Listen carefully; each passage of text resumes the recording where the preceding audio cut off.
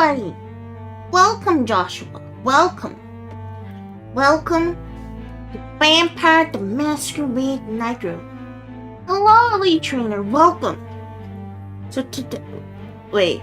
Oh, wait, this is... Oh, I forgot to restart the game. Hold on. Restart the game. Restart the game. Alright. So, I did play this game before. But... So, I'll give a little backstory. Hello, educated. Welcome.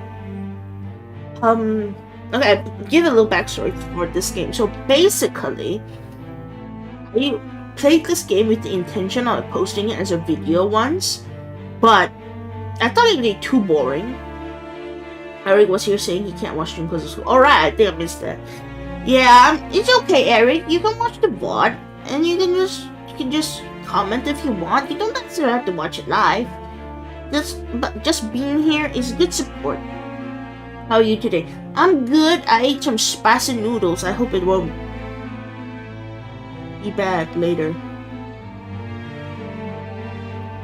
But oh yeah, so backstory about this game is that I wanted to record it as a video once.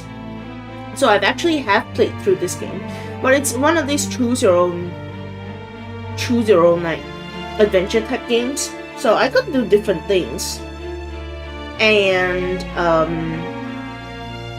what I think what about you? Oh yeah, so what I originally planned. Wait, is the audio a bit too loud? I think the audio is a little bit too loud. Hold on. Okay, I think that's better. But yeah, so I was Can you hear me? Oh yeah, you can hear me. It's better. Okay. So my original idea for the video that I was gonna do about this game is that I was gonna like read it, and then I was gonna like put audio effects. So for example, like this is a lot about driving, so a lot of it will be like driving sound effects, like starting up the car, starting up the engine, maybe unrolling the window. But it's seriously so much work to do, and I didn't think people would actually enjoy the reading until now. So now I think, because people said that you guys want reading, so we're doing more reading these days. Because it's like more chill. We get to chill on the stream. We need ambient sound. We have music. We have ambience music. Is that okay? There's no ambience music. We are reading. Yeah, we're reading. Also, hello, Verdant, and hello, Talent. Verdant, are you still streaming? Are you still streaming right now, Verdant? Oh, you're not. You stooped. Okay. So, I think you're dead. Love the ambience from you. You feel like you're about to get murdered in a train. Yeah, that's exactly what I wanted the feel to be like. Because I downloaded all this music. I downloaded from Epidemic Sound, which is like this music subscription service, like that you can use for like YouTube and stuff. So I have this service, and then I'll make this playlist myself. I just downloaded like a bunch of these ambient, creepy ambient, dread ambient musics, and I put together. But anyway, it's a song called Getting Murdered by a Hobo on a Train. No idea, because I downloaded it, I had to put them into one file, otherwise I couldn't like play it together. Hope you checked. There's no copyright. I mean, there is copyright, but because I paid for the subscription, I don't get claimed for the copyright. That's the magic of it.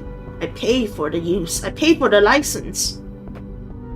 Anyway, a little bit like a bit of backstory for this game. Not the backstory of me playing the game, but the backstory of this game is that it's a Vampire the Masquerade. So if you've been watching like some of my other games, like Bloodlines and like the other day we did Coteries of New York and Parliament of Knives we read.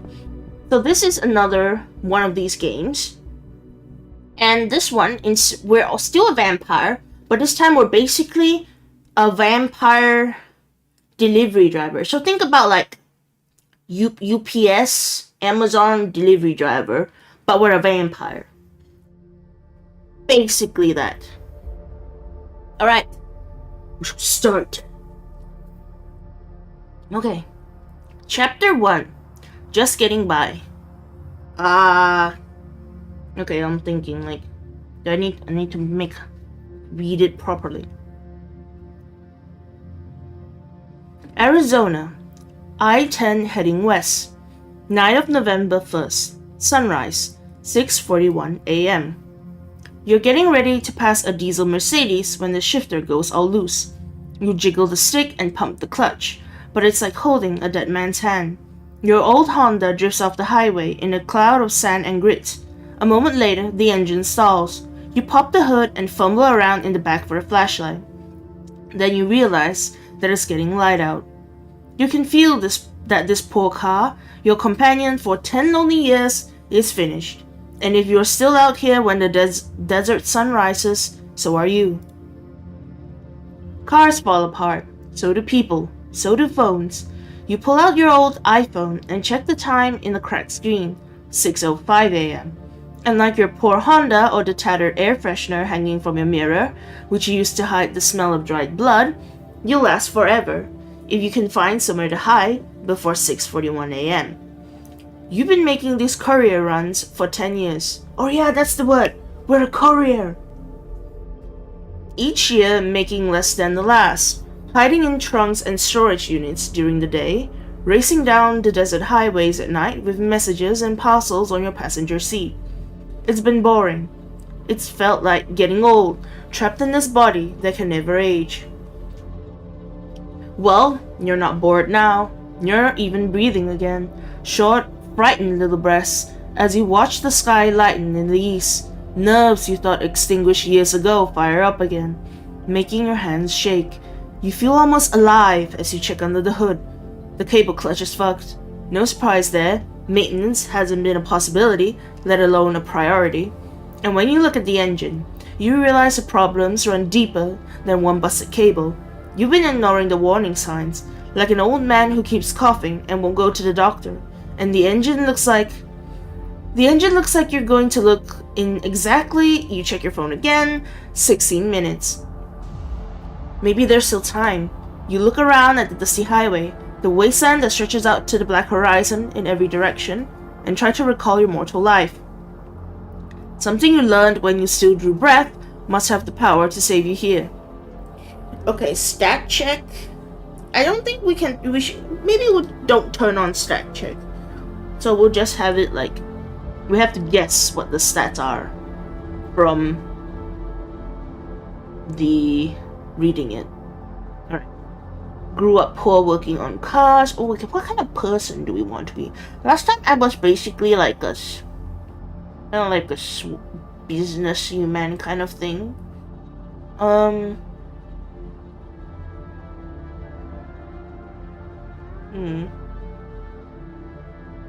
And then we also played career though at that time.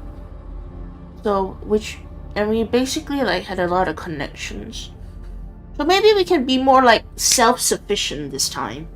We can work on cars, like we will do that or should we? Yeah, I don't want to go to the military. But do I?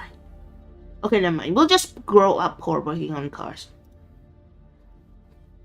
You're no elder. People were already complaining about computers ruining cars when you were a kid. Your parents weren't around to teach you much, and your school was a holding pen that you avoided as much as you could. Instead, you got your license as soon as you could, got out of town, and drove from city to city learning to do what you loved, which was... Oh, hello, 𝒂𝒄.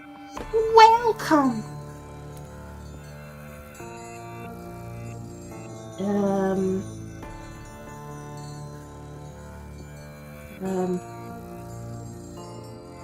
There you go.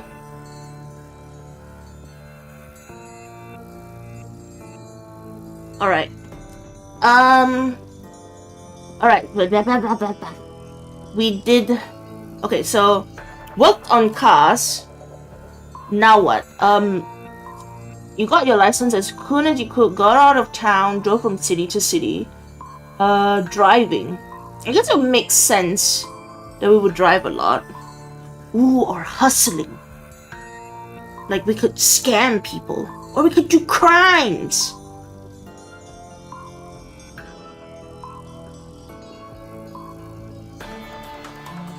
Or machinery. Machinery also makes sense because if we know how to work cars, then we know how to work machinery, right? Let me look at my stats right now. Right now we have 2 in drive. Oh, that's pretty good.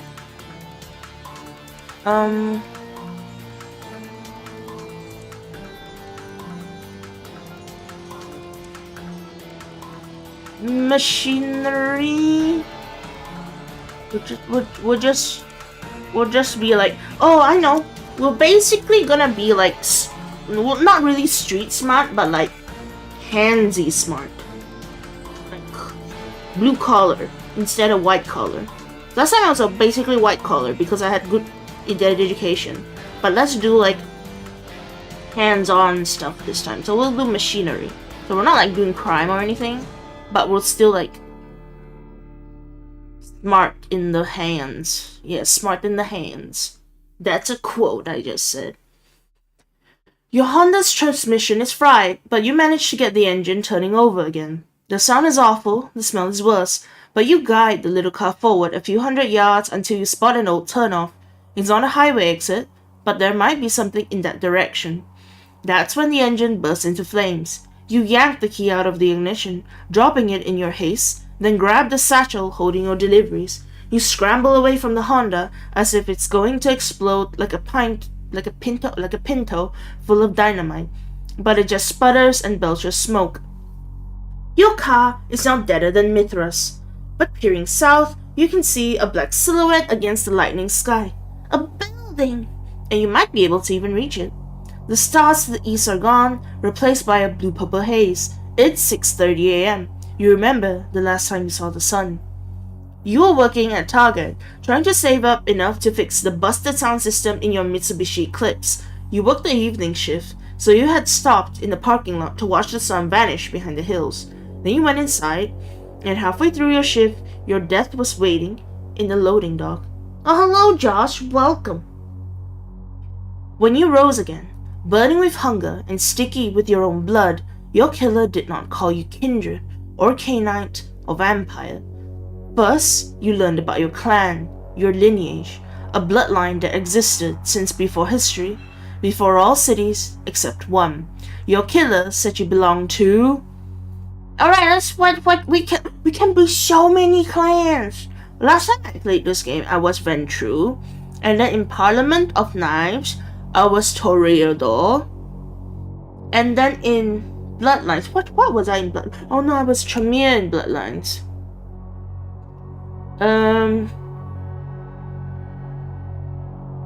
Wait a minute. Where's the crazy people? I can't be Malkavian here, apparently. Okay, Gangrel, half cops, half animals, shapeshifters, and beastmasters. I don't think that really fits because I'm a mechanic. Unless I try to make like a machine dog or like a machine horse. Like a half animal, half machine. Clan Bruja, a philosopher, punk, and outcast. I don't think I'm like that. Banu Hakim, a godlike killer and lawgiver, sorcerers, and assassins. Necromancers and merchants of death. Hekata. Ravnos, wanderers, tricksters, and illusionists. Nosferatu, sewer dwellers and information brokers. La Sombra, dark nobility of an ancient blood cult, now exiled and on the run. Ministry, vice-dealing cultists. Wait, why are there so many cultists? Who have recently shed their skin to present themselves as intermediaries and problem solvers. Or without it, I'm kind of tempted to go caitiff, like not have clan, because that kind of makes sense for the character. because like the character is basically like a blue-collar person who's kind of like doing their own thing. Like not streetwise. Either that or Nosferatu, I think. But Nosferatu is gonna be so difficult to play, I feel. But I think Nosferatu will be more interesting. And then since it's text-based, I don't think I need to like since it's text-based and not like because if you play Vampire the Masquerade Bloodlines and you play Nosferatu, it basically turns the whole game into a stealth game. But since this is text-based, I think we'll be okay picking Nosferatu. We'll be ugly people. Cursed with a hideous visage by their embrace, the hideous sewer rats lurk in the shadows. And in the shadows, they learn what they need to survive. Animalism, obfuscate, and potence, masters of information gathering, and when cornered, their unnatural strength makes them terrible opponents. So you are a vampire today. Yes, I am, 𝑴𝒔𝒊𝒂𝒍𝒔. Welcome, 𝑴𝒔𝒊𝒂𝒍𝒔. Clan weakness, hideous. Nosferatu look like the monsters they are. Yes. I am Nosferatu. Okay. She had a car, and you needed to get out of town. You didn't care that she had the face of a corpse, or that she fed on blood. You needed to leave, and she got you out. She took you halfway across the country, to Houston. She said it was full of vampires. You said you didn't see any. She said good, because if that ever changes, that's the end of us. Bite me. Why don't you just do commands on skibidi get rizz instead?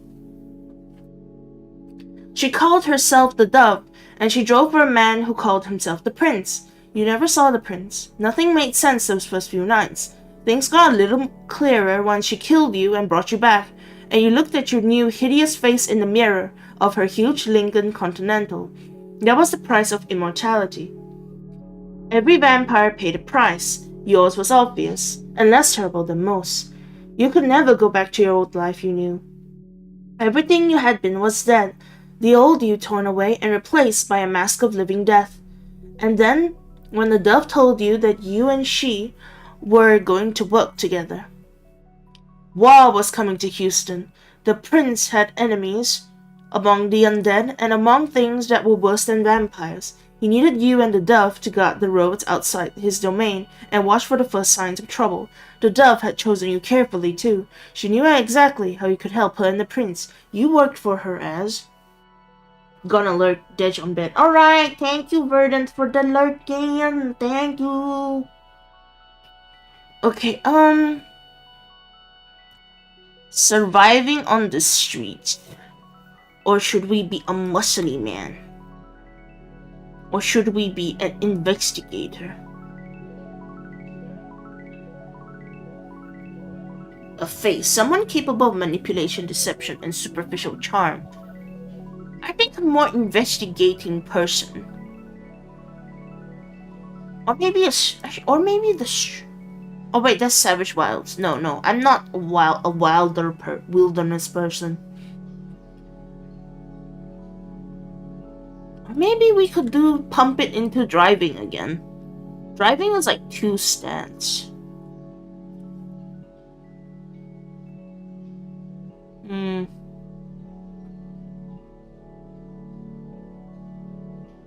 No, I think we'll do investigator.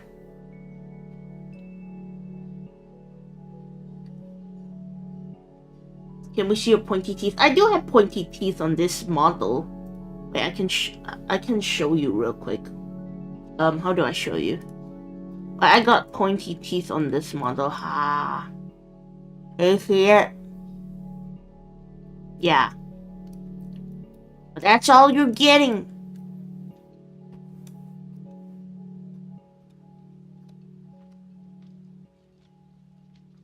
Alright, back to the game. Every vampire is a criminal because they need blood to survive, and the freakish Nosferatu are both criminals and outcasts. You learn fast that no one wanted you, except when you were useful to them, and even then, no one wanted to look at you. You learn to stay out of sight and out of mind, how to guess where people's eyes would go and what they listened to, and how to get in and out without drawing attention. More importantly, you learned how to bypass a gate lock at a parking garage. The dove loved you for that. Excellence can make any existence tolerable, and you were good at what you did. Success lets you forget your deformities and your enforced servitude to a distant and nameless prince. But even as you honed your skills, the work got harder. Mortal hunters, once a nuisance or even a joke, grieving losers armed with crucifixes and table leg stakes, became more numerous and more competent. The dove tried to let the prince know, but he just demanded ever more dangerous surveillance and infiltration jobs against his rivals. It was like he didn't even believe in mortals except as food. Elders could be like that. The dove couldn't get her master to understand the scope of the threat because even she didn't fully understand it. You did, but only when it was too late. Hunters in the federal government had infiltrated the websites and chat rooms that Clan nosferatu technicians had set up and allowed to proliferate. It was easy to blame the elders for so many things, but this disaster was on the young hotshots who thought knowing a few hacker tricks made them invincible. But neither you nor the dove had time to point fingers as armed federal agents closed in on your location one day. A windowless suite in the newly opened Hilton Americas Houston. The agents who came for you knew what you were and knew what sunlight would do to you. They blasted a hole in the wall. You both would have been destroyed, except they underestimated your savvy. You retreated into the corridors with Dove and locked the doors, then got her to an emergency elevator. She told you to flee with her into the garage, but you knew your job. You got her into the elevator, and then ran for it to draw them off. You never saw her again. A week later, still recovering from your burns, you learned that the prince was dust. You waited until nightfall, stole a car, and got out of Texas, and you didn't come back. Now after all that, 10 years on these miserable desert highways, scraping by on the charity of your elders as you run their errands. If you were still alive, you'd be middle-aged. The elders of the kindred are lies wrapped in flesh. Undeath is no promise of immortality. You've seen 100 Canaanites born into the night, only to die a few months later at the hands of hunters or their own kind, or just because they didn't know what time it was. Strange that you're going to die young. The air ripples. It smells like burning metal. You never should have bought a hatchback. Ahead of you is a long-abandoned filling station. Its sign faded into illegibility and its windows boarded up. Your powers of misdirection, you know, won't help you hide from the sun. Though the station looks abandoned, you see footprints in the sand. A golden eagle sits on the stripped diesel dispenser, watching you with unsettling intensity. You approach the main building, looking for a way in. The windows and doors are all boarded up, and though there's a garage door for a loading dock, it seems locked. The eagle spreads its wings and screams. You don't have time for this. The sun will kill you, but first it will drive you mad. You can feel the beast rising in you. The beast, the untamed monster that lurks inside every vampire, that drives you to acts of depravity and violence. You're losing control. You need to act now, but that eagle seems almost to have been put there to guard this place. Its talons flex. You've honed your shadow skills over the years, both to fade from sight and to change the appearance of your face, replacing your monstrous visage with something bland and forgettable, but tolerable to mortals. The dove called that trick the gray face, and other nosferatu considered you an expert in that particular technique. As one part of your mind contemplates how you're going to get around this damn eagle, another considers the necessity of your face trick, its usefulness, its inconvenience.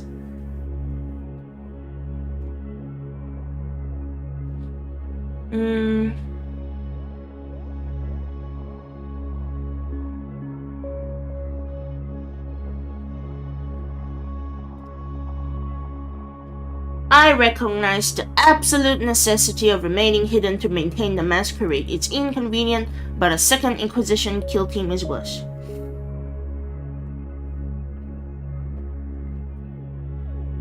The Camarilla can get a bit precious about its traditions, but the masquerade is an absolute necessity, and you've learned to live in the shadows. But enough contemplation. This eagle seems too cunning for you to just fade from sight, but you've honed your dark arts in your ears on the road. You think you know what to do.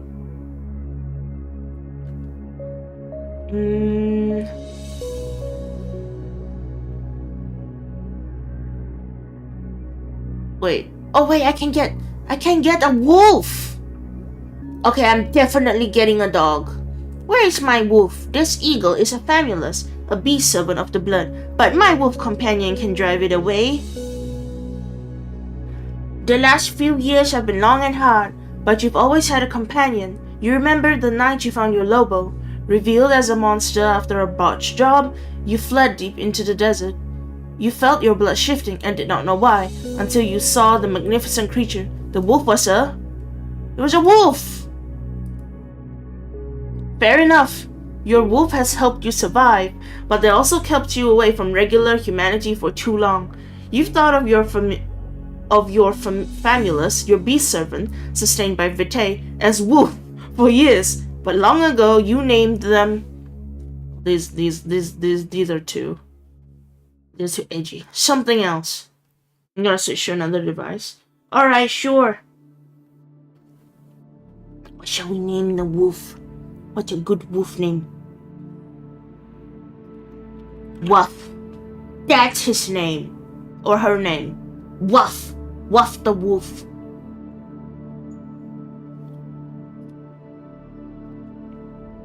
Wolf's job is to guard you during the day, and day is coming. They creep forward, hackles raised, growling at the eagle. You feel a brief struggle of wills, and the strange sensation of your own blood boiling away to feel the courage of your famulus, until the golden eagle, or whoever is looking through its eyes, backs down. The eagle flaps away screeching.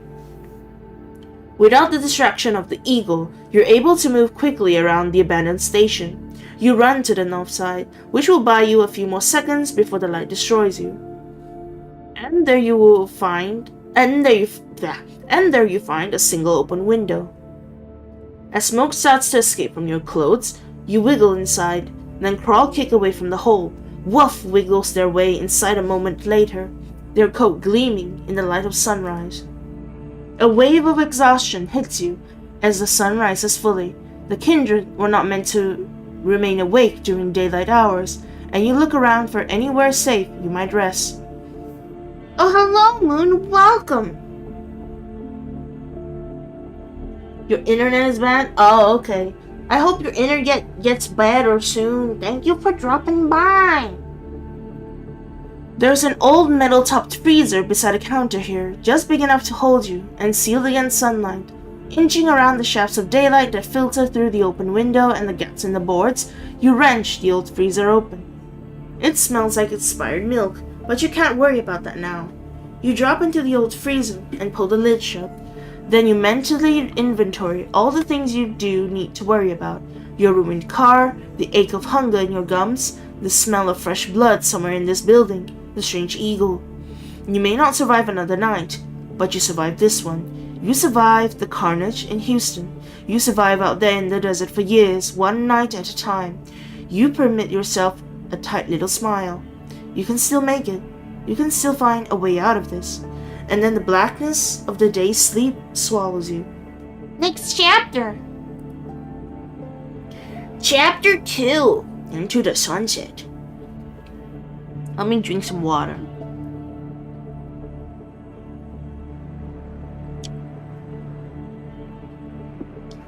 Yum, yum, yum, yum, yum. Water.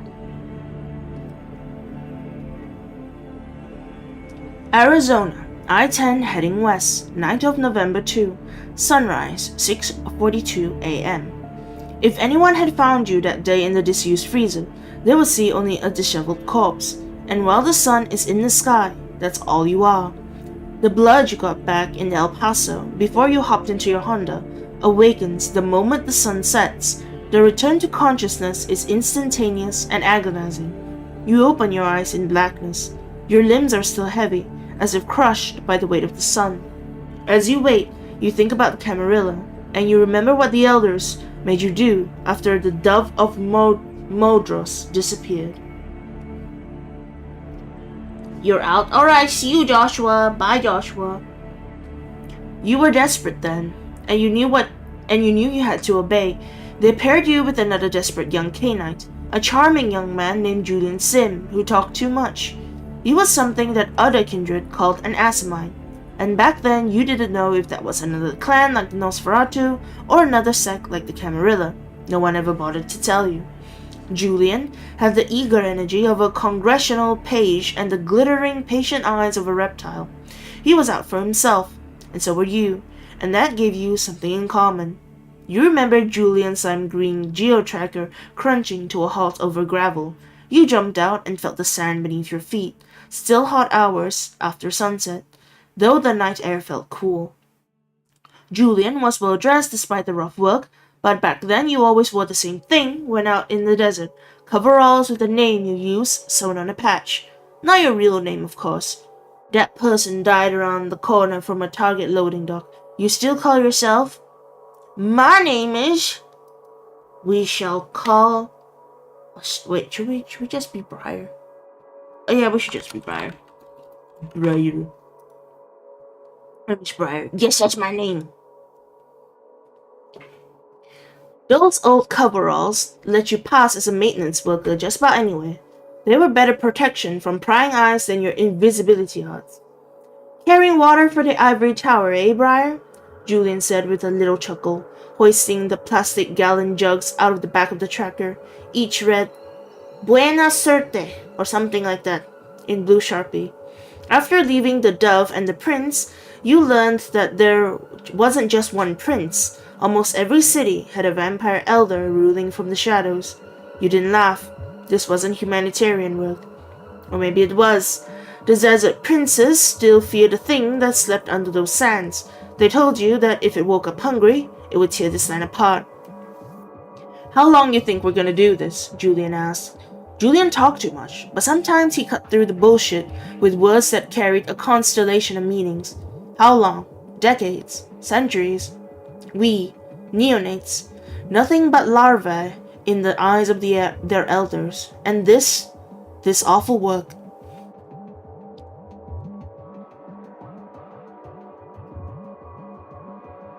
Yeah. We survived. This is how we survived to see another night.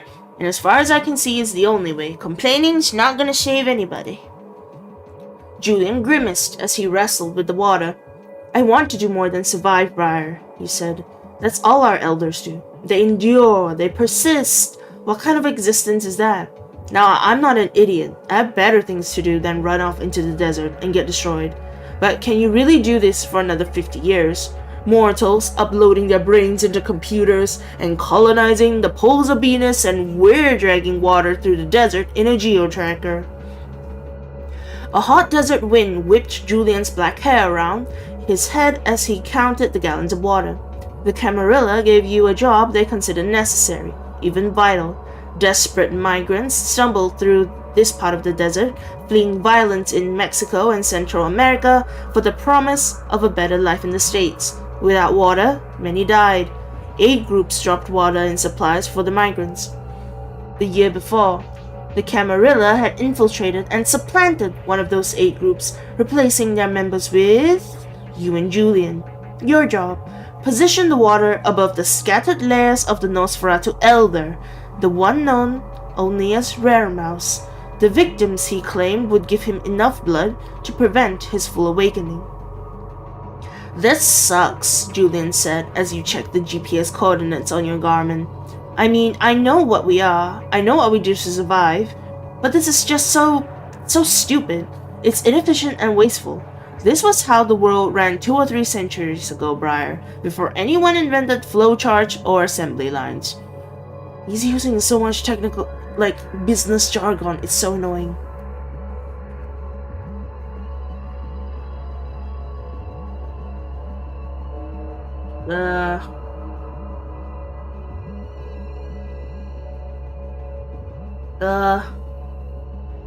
I couldn't do it anymore. I made my mind to ditch Julian and this horrible work the moment I got the chance. You remember dragging the water jugs into place and driving home in Julian's geo-tracker, but nothing else about that last trip. An hour before dawn, you took the tracker and $300 and drove north. You have expected to still be driving when the sun rose, but you spotted an abandoned car dealership 20 minutes before sunrise and hit there. Those first few nights were hard. You weren't important enough for the Camarilla to hunt down, and though you had excuses prepared for why you had disappeared, you never ended up needing them. What you needed was blood and shelter, and there was never enough. Julian tracked you down after a year. You were pale and hungry, and your hands were burned from incidental exposure to sunlight. He didn't say anything. Standing there in his $500 jeans and $10 startup t-shirt, he handed you a roll of 20s, a stack of CDs with file names written on them in blue Sharpie, and a list of addresses. "Deliver these," he said. "Start paying me back." So you pushed the tracker to a gas station, filled the tank, and started your new life. You can move your hands now. You push the top of the freezer open, haul yourself out, and drop silently to the ground. Your hunger is an ache in the back of your gums that leads right up behind your eyes that threatens to turn into a migraine. You can hold off the beast a few more nights like this, but you'll need to feed soon. You wander past dusty and empty shelves and glance outside through gaps in the boarded-up windows. Wolf patrols, snow snuffling at the broken linoleum tiles. You can't see that strange eagle, but you still smell blood. It's faded, but impossible to ignore. Movement catches your eye, but it's just your reflection in the broken glass of an empty display case. You stare into the eyes of a monstrously deformed, "I'm a lady." Even by Nosferatu standards, you look like shit. Bloodshot eyes, skin pulled back from your nails and teeth, thrift store clothes. Even your satchel looks like someone dragged it down the highway. You check the satchel. Your deliveries, the USBs, are still in there. Then you hear a sound outside, a few whispered words in Spanish, weeping. Thank God. Food. You find a dirty old snapback on an otherwise empty till and pull it low over your eyes. Hardly a perfect disguise, but it'll have to do for now. They must have pulled some boards to get inside, then covered them up so no one from the road spots their flashlight. You're in the middle of the disused convenience store's 3 aisles, invisible in the darkness. At the far side of the store, a short hallway leads to 3 doors, a locked bathroom straight ahead, and then 2 doors, one to the left and one to the right. You guess the left door leads to a storage room. The mortals are trying to get it open. You count 4 of them, a man and a woman in their mid-20s, an ancient woman, and a frail and gray-haired older man, even smaller than the old woman. The younger woman whispers something in Spanish you don't catch, then forces the storage room door open with a shriek of metal. "Not much here," the young man says, sweeping the storage room with his flashlight. He's traveling heavy. Crowbar, backpack, water bottles, road flares. Those are your road flares. They must have found your Honda. Then the young man spins and runs his flashlight across the wall, but your Lobo has already hidden behind the counter.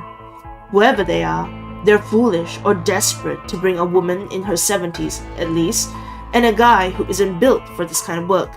You're surprised that they're this far north without having already made contact with someone. The younger woman starts jiggling the handle to the bathroom, which is between the storage room and the office. Bored and fearless, the old man hobbles down one of the aisles, and your beast screams behind your eyes. Okay. I sneak up on him. I grab him.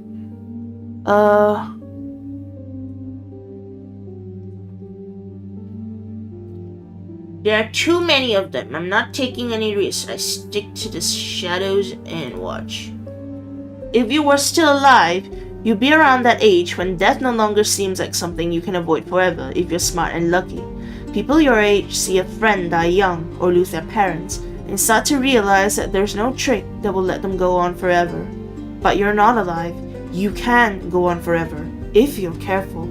And that means knowing when to take a risk and when to stick to the shadows. You wait. So you have an excellent view when the young woman finally gets the bathroom door open and the thing inside bites down on her face. The woman manages half a scream. The old man turns, sees the mutilated corpse dangling from those huge jaws, and moans in horror. The thing holding the corpse hurls it towards the old man, missing you by inches and splattering your face with blood, and both the corpse and the old guy go down. You absently note that the woman's corpse is already drained of blood. Then you turn and confront the thing in the bathroom. Members of your clan are never beautiful, but this one is particularly hideous, stark naked, and so tall he has to stoop to get out of the room, with a flattened skull and huge bat-like ears that make it impossible to imagine what he looks like in life. And then you look into his flat black eyes and realize there is nothing there. Damn, yeah, they got attacked. April 2007.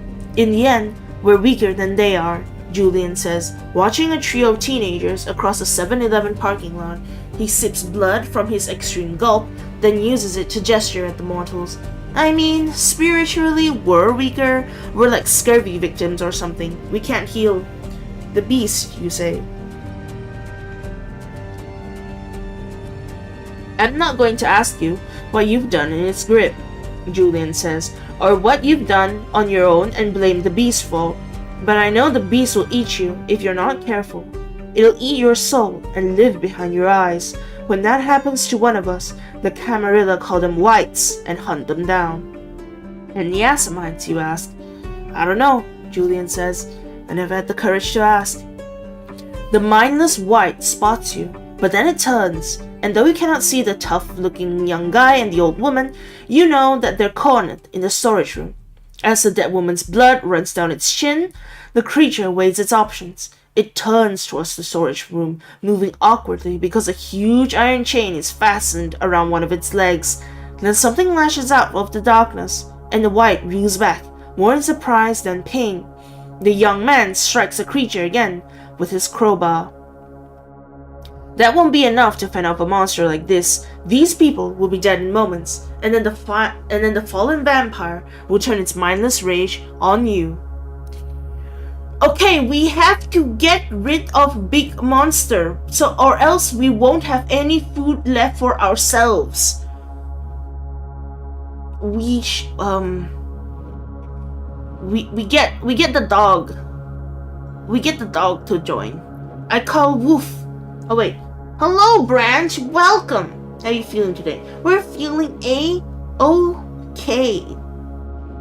Thank you for asking. Okay, so we're gonna call Woof the dog. I call the Woof the wolf. I call Woof before rallying the man to fight off the white with the road flare. Your blood sings in your veins as Woof leaps over the counter and bears down on the fallen white. The road flares, you shout, just as your Lobo sinks their fangs into the creature's ankle. The white howls and tries to reach Woof, buying the man precious moments. Your Lobo darts out of reach, snapping and snarling. When people get scared, they can behave irrationally. You know because you've scared a lot of people. Sometimes they freeze. Sometimes they repeated stereotyped routines even when in mortal danger.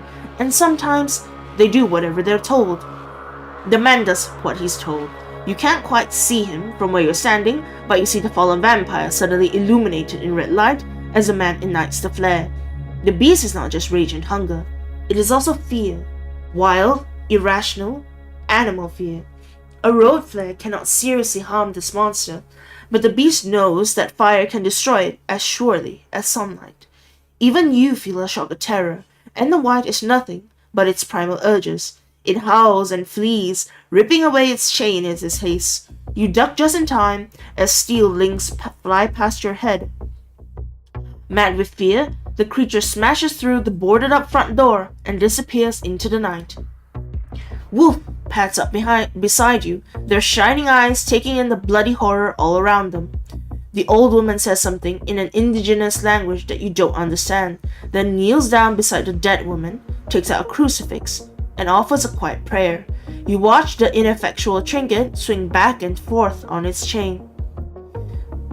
Hello, John Arks. Welcome. Thank you for coming. The younger man looks outside to make sure the vampire won't return, then remembers his elder and runs to him, limping from his injuries. The old guy moans, and his eyes flicker. You have 1,000 questions, and one problem. Where did the other Nosferatu come from? Who chained it up? Was it imprisoned because it had become a wight? Or did it lose its mind during its imprisonment? And what are you going to do with these people who just saw a blood-stained, bat-eared monster kill a woman? At least you're so filthy with plaster, blood, and road dust that they can't see your monstrous visage.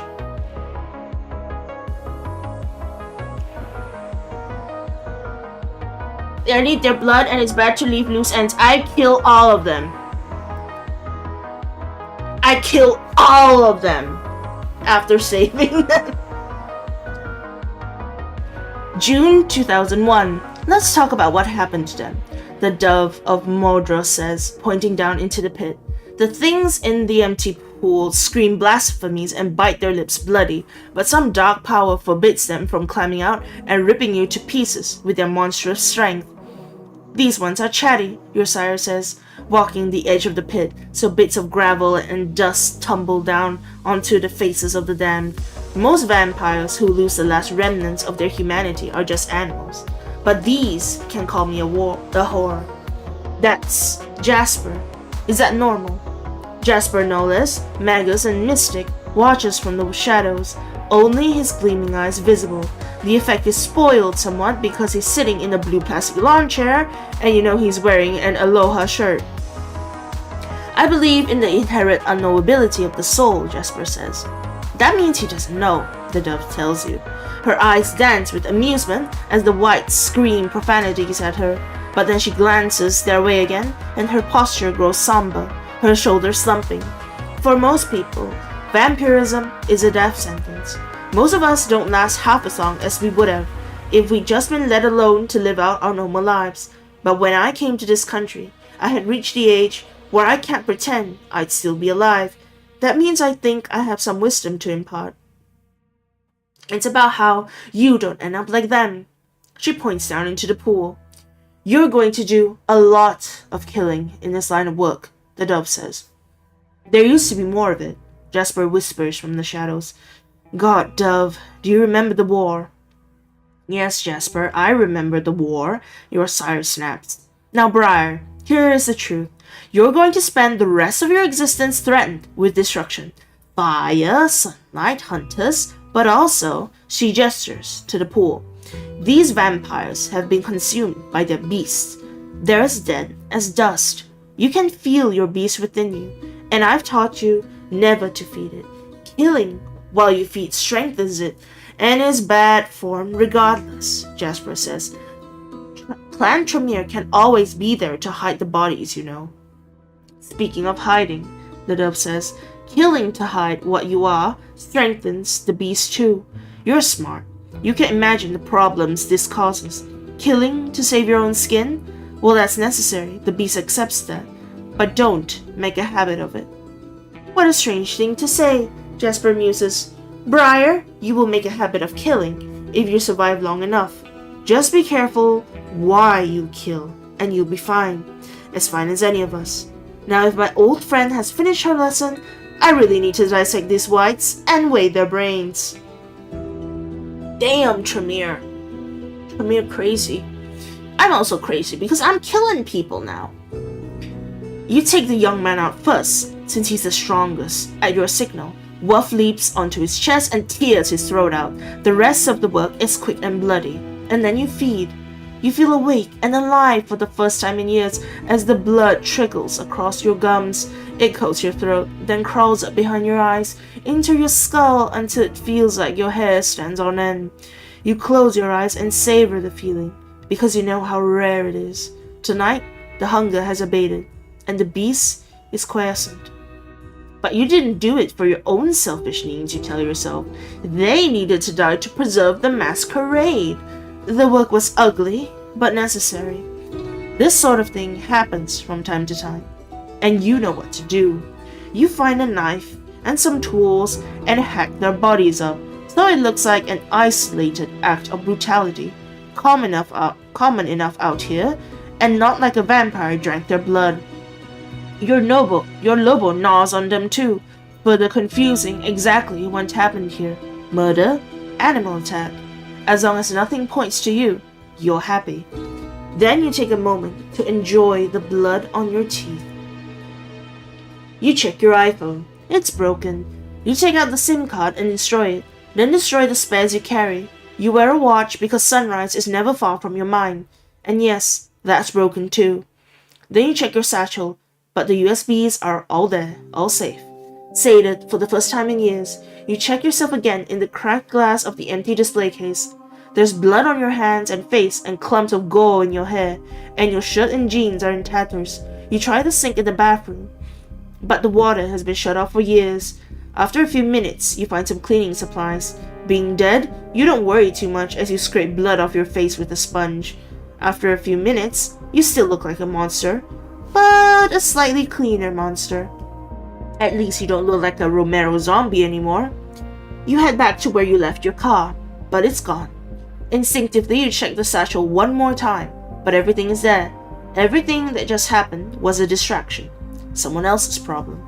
You can reach the outskirts of Tucson before dawn, and from there you make your way to the new Prince's Court. Just deliver these USBs, and you'll make enough money for a new car. You'll be able to keep doing this, night after night. You start walking. Next chapter! Yeah! Okay, I'm back. Welcome back, Joshua. Okay. Chapter 3, The Eagle Prince. Tucson, Arizona, 9th of November 2nd. Sunrise, 6:42 a.m. Your feet hurt. You already passed the place you were supposed to stay yesterday, but it's just an empty garage. There's nothing there for you. An hour before dawn, you reach the chain-link fences and industrial parks that mark the outskirts of Tucson, and you can see cheap stucco houses up ahead, but the burbs are no place for a vampire. Without a cell phone or money, and with your clothes too trash for polite company, you revert to skills you honed when you were still with the Dove, because sometimes you both needed to hide. When you find an abandoned semi-trailer in a factory parking lot, you note that the high walls should keep the worst of the heat off. You check it for holes in the ceiling. Finding none, you crawl inside. You spend the day with your brain screaming in terror and your body paralyzed as trucks and factory machines move all around you. Someone actually moves a trailer, which you're sure hasn't been moved in years. They drag it into the sun. So you spend the day boiling in a metal box under Arizona's daytime heat. The moment the sun sets, you throw open the door, and even though people are still working, flee into the night. Wolf whimpers when they see you and nuzzles your hand, either out of pity or to check if they can eat you. It's so funny. All that matters are the USBs. Are they still good? They're in the satchel and they look fine. That means you still have a fistful of cash waiting for you at the end of this road. Your only concern is that your satchel is physically falling apart. You move the USBs to an interior pocket and get walking. Tucson, Arizona, night of November 3rd, sunrise, 6:29 a.m. You never wanted to come back to Tucson. It's been a black spot on your personal map for years, but here you are. You have to avoid the good neighborhoods, the big stucco houses on their little plots of land with their raked out front yards and blue recycling bins. For a few minutes, a black and white Mustang with a thin blue line Punisher decal on the hood creeps up behind you in first gear. You can't tell if it's an actual police car or some kind of patriot group, but you cut through a park where they can't follow. There's a public bathroom there where you might be able to clean up a little. The mirror is cracked and someone shit in the urinal, but the water works. Your reflection is a massive scars. Every bump and scratch you received while you were alive, magnified 1,000-fold, burned permanently onto your face. You remember your flesh boiling when you awoke and drew breath and realized you did not need to breathe. You didn't miss some chapter. You did miss one chapter, but it's fine. You spend a few minutes scraping trash off, then look around for either threats or opportunities, but no one shows up. You're not that hungry yet, so you keep moving. That's when you recognize where you are. This abandoned building, was the lair of Lampago, a thing of legend that was probably one of the kindred, though no one knows for sure. A shape-shifting monstrosity, destroyed by hunters as the Second Inquisition rose to power and began their dreadful crusade against all vampires.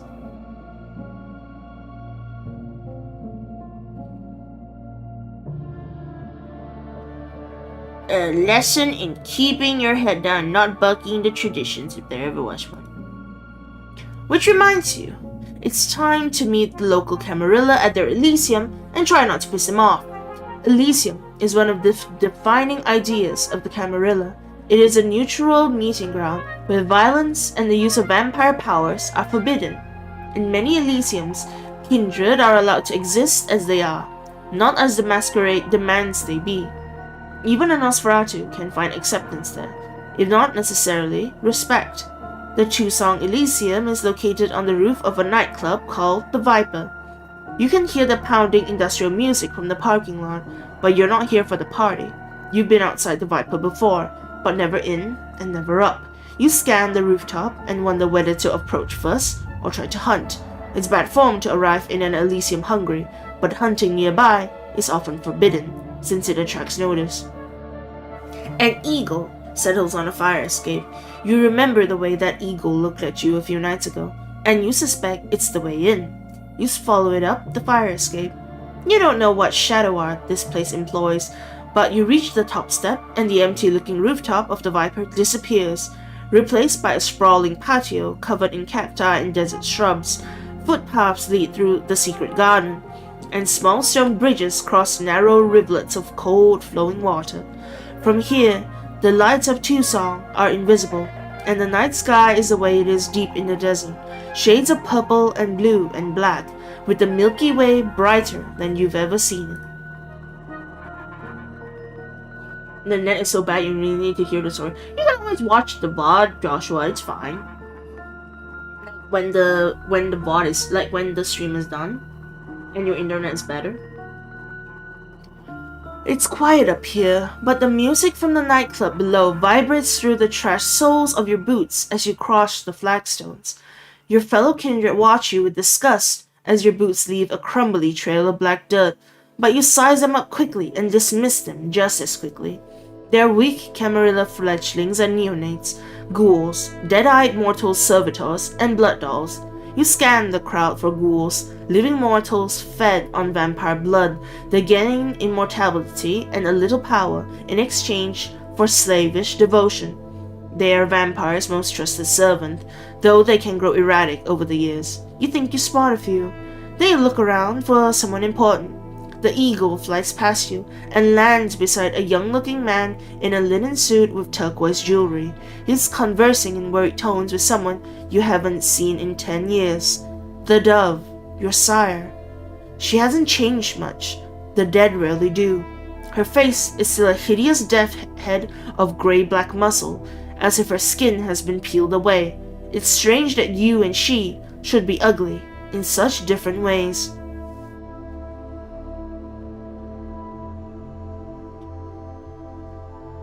The man with the jewelry is either the prince or one of his agents. I deliver the USBs and get my damn money. Alright, see you, Joshua. Oh, wait. Sorry, I forgot to show you guys the picture. So this is the prince. Isn't he fancy? He's got like a suit and boiled and blue eyes, which match like the blue of his necklace and his ring. This is the prince. Alright, now I'm gonna read now. The man in the turquoise jewelry watches your approach with a slight smile. Your Lobo hesitates for only a moment, their eyes on the eagle. The young-looking man is seated comfortably in a wicker chair next to a small zinc table with an old laptop, a white hat, and a heap of typed and handwritten correspondence. Your sire, standing behind him, frowns. It's not like you parted on the best of terms, but she doesn't seem pleased you're here. Welcome to Tusong, the man says. His accent is foreign, from somewhere in Europe, despite the Native American jewelry and a white-brimmed hat in front of him. I am Prince Little. You know Dove, of course. Your eyes meet your sire's for a moment. Now Dove looks like a name, not a title. You, Prince Zettel says. Briar, the courier. It looks like you had a difficult journey. A clump of mud falls out of your hair and splats onto the flagstones.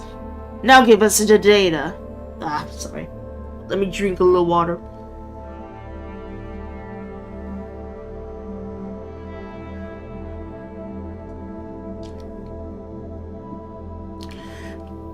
Now give us the data, Dove snaps.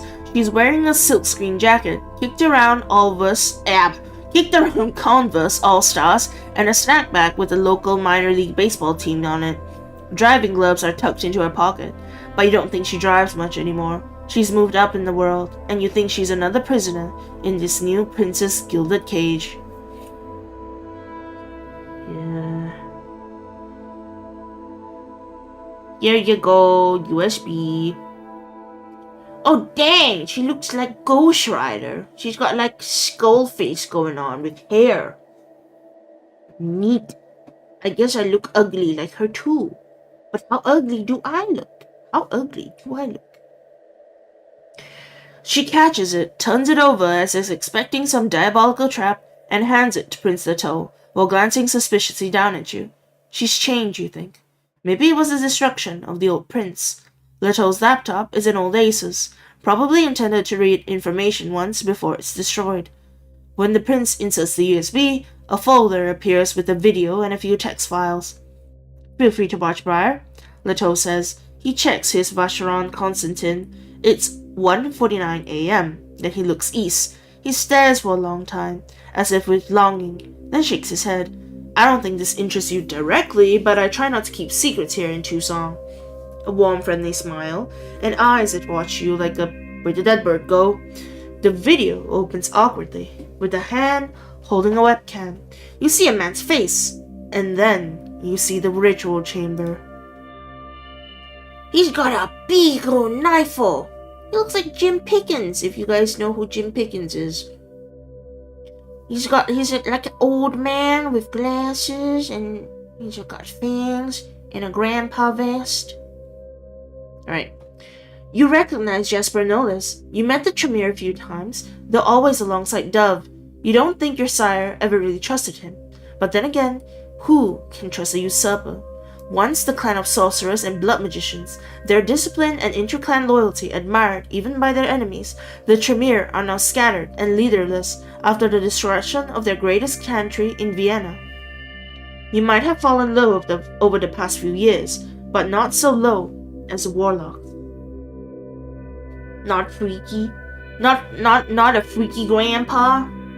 He's just chill. He's a chill grandpa, surely. Jasper looks much as you remember him. He's white and apple-cheeked with a short grey beard, portly in a way vampires really are, like an avuncular college professor. He's wearing a fair-isle sweater vest and pressed slacks, and holding a silver knife with one hand as he tries to adjust the webcam with the other. That's Jasper Nolis, Tremere Magus, Lettel says conversationally. He and Dove were, would you say friends? I wouldn't, Dove says. Then she gasps. Nolis has stepped away from the webcam, revealing a dingy cinder block room with faded orange stripes on the walls and a Nosferatu chained to an iron spike in the floor. That Nosferatu almost killed you the other night. Sire, Dove whispers. My grandsire? We have a grandsire. That was our grandpa that we fought. That's so funny. My grandsire, no wonder I barely survived that fight. I should have ducked out earlier. That wight was a shambling monster, but its strength was incredible. Your sire is over a century old. You wonder how many lifetimes that monster saw before it lost itself to the beast. Prince Zettel glances from you to Dove, but says nothing. This experiment has gone on for as long as it can, Nolis says in the video. Science sometimes ends in failure, my dear, and so does our version of it. No intelligence remains in this specimen, and it has become increasingly dangerous and aggressive. Once it's destroyed, I'll send what's up to you.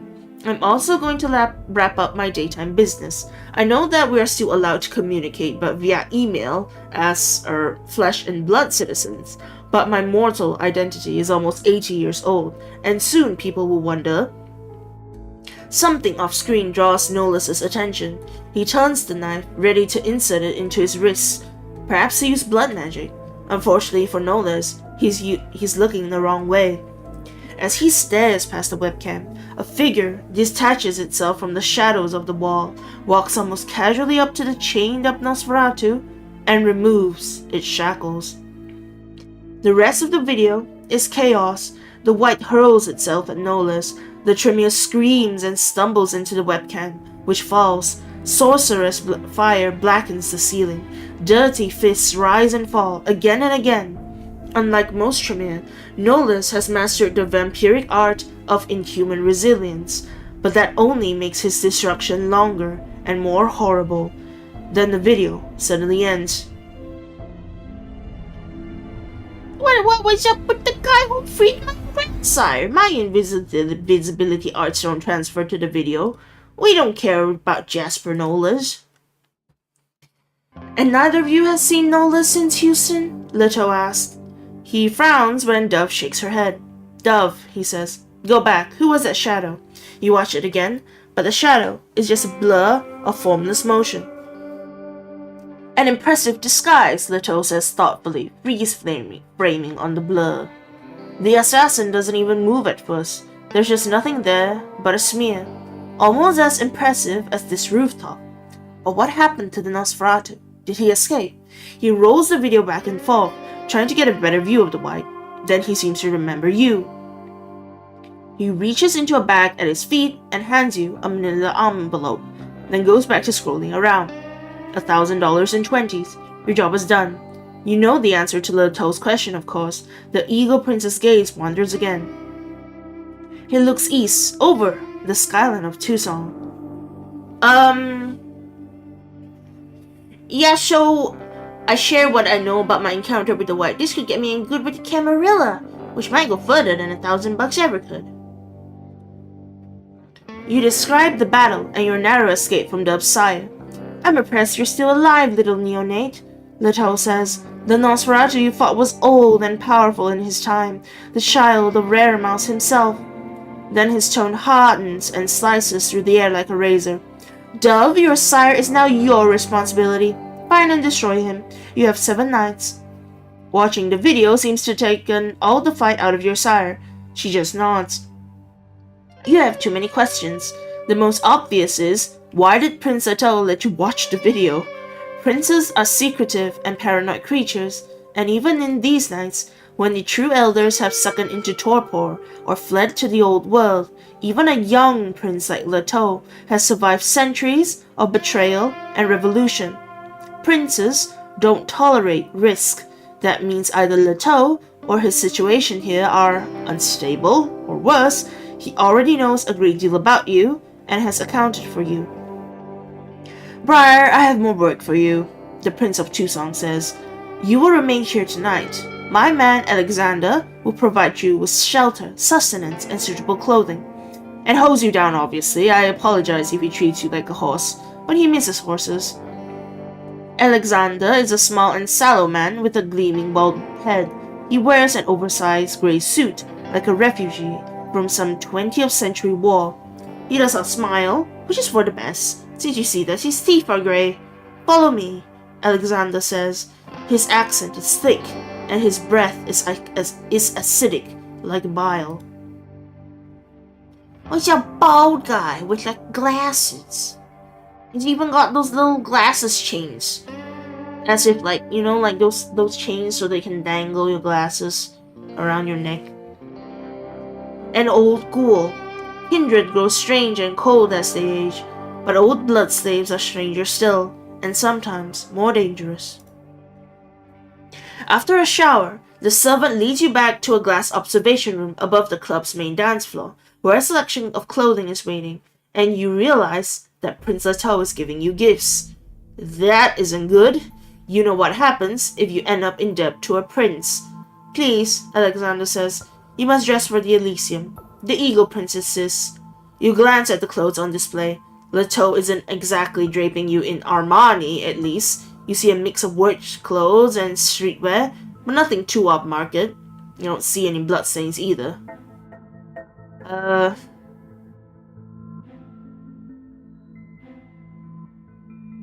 Yeah.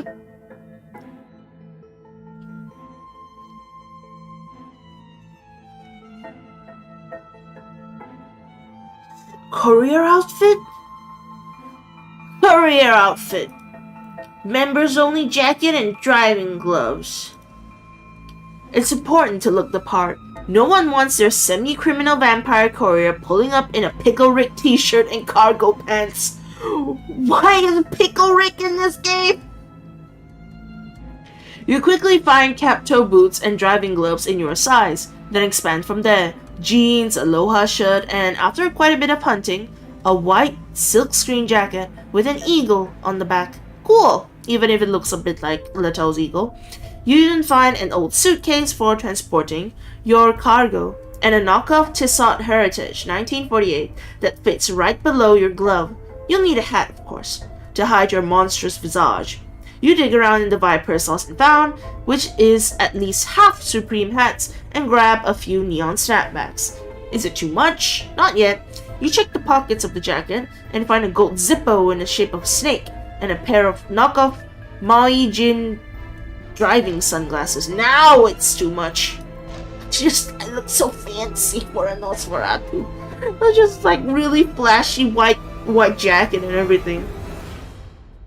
You ascend metal stairs that thump with the bass of EDM below, back up to the rooftop Elysium. 𝒔𝒐's eagle watches you. A gangrel prince is unusual, even in these nights. You wonder where 𝒔𝒐 came from, and you wonder what he wants with you. He's still watching the video and reviewing whatever information they got from the other USBs. Dove is scanning the parking lot below. You'll be remaining with us for some time, Alexander says. You understand what this means, yes? Of course you understand what will happen if you try to flee. You look toward that parking lot too. You need a car. We are very friendly people in Tucson, Alexander says, finally smiling. It's an awful sight. Little gray rat teeth. Skin that crinkles like paper. Not like other cities you may know. Speak to people about what you need. Dove was like you once. She drove. You need a car? She has cars. Her retainer, Carlos, is the one listening to the music from below. He is a police officer. He has, rooms, stashes of the shit. Is that what is said? He keeps evidence rooms with the good shit. Maybe you need that sort of man. He is proud and cruel though. Do not let him bait you. Carlos spots you and Alexander looking at him and gives you the finger. And if you need blood, Alexander says, I was a doctor in my youth. When I was young, I said to my teachers, this bleeding, it does not work. It does not make the patients better. Isn't that funny knowing what I know now? Ah, a little joke. But I have an important job. When kindred feed and kill and endanger the masquerade, I tell Prince 𝒔𝒐. I hate telling him those things. I would prefer if kindred came to me for advice. I will give you this advice now. Do not hunt near the Viper. It is not permitted. And of course, do not use your gifts here. The sudden movement of blood. It upsets Dove. So your sire now enforces the laws of Elysium. Interesting. Okay, so our mommy vampire is the sheriff. So basically, she will punch us if we step out of line. Okay.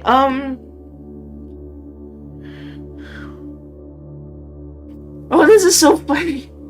So there's this option. 𝒔𝒐 is cute. Maybe he's even open-minded about appearances. I'm going to talk to him and see if there's a Mrs. Prince of Tucson.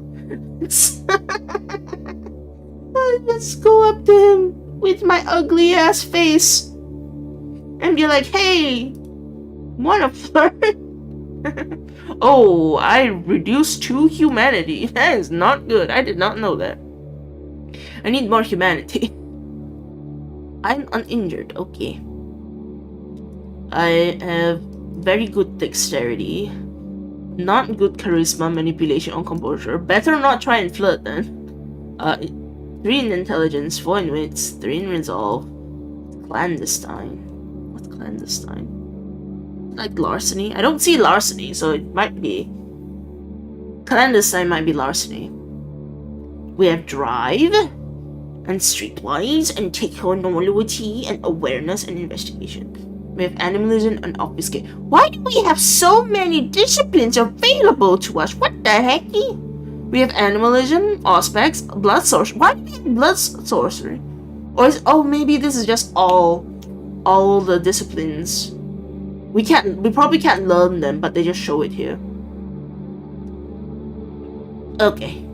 Go back. Okay, let's see. Talk to Leto if he has work. I need money. How to get blood. I don't think I'm hungry. Yeah, I'm not hungry at all. I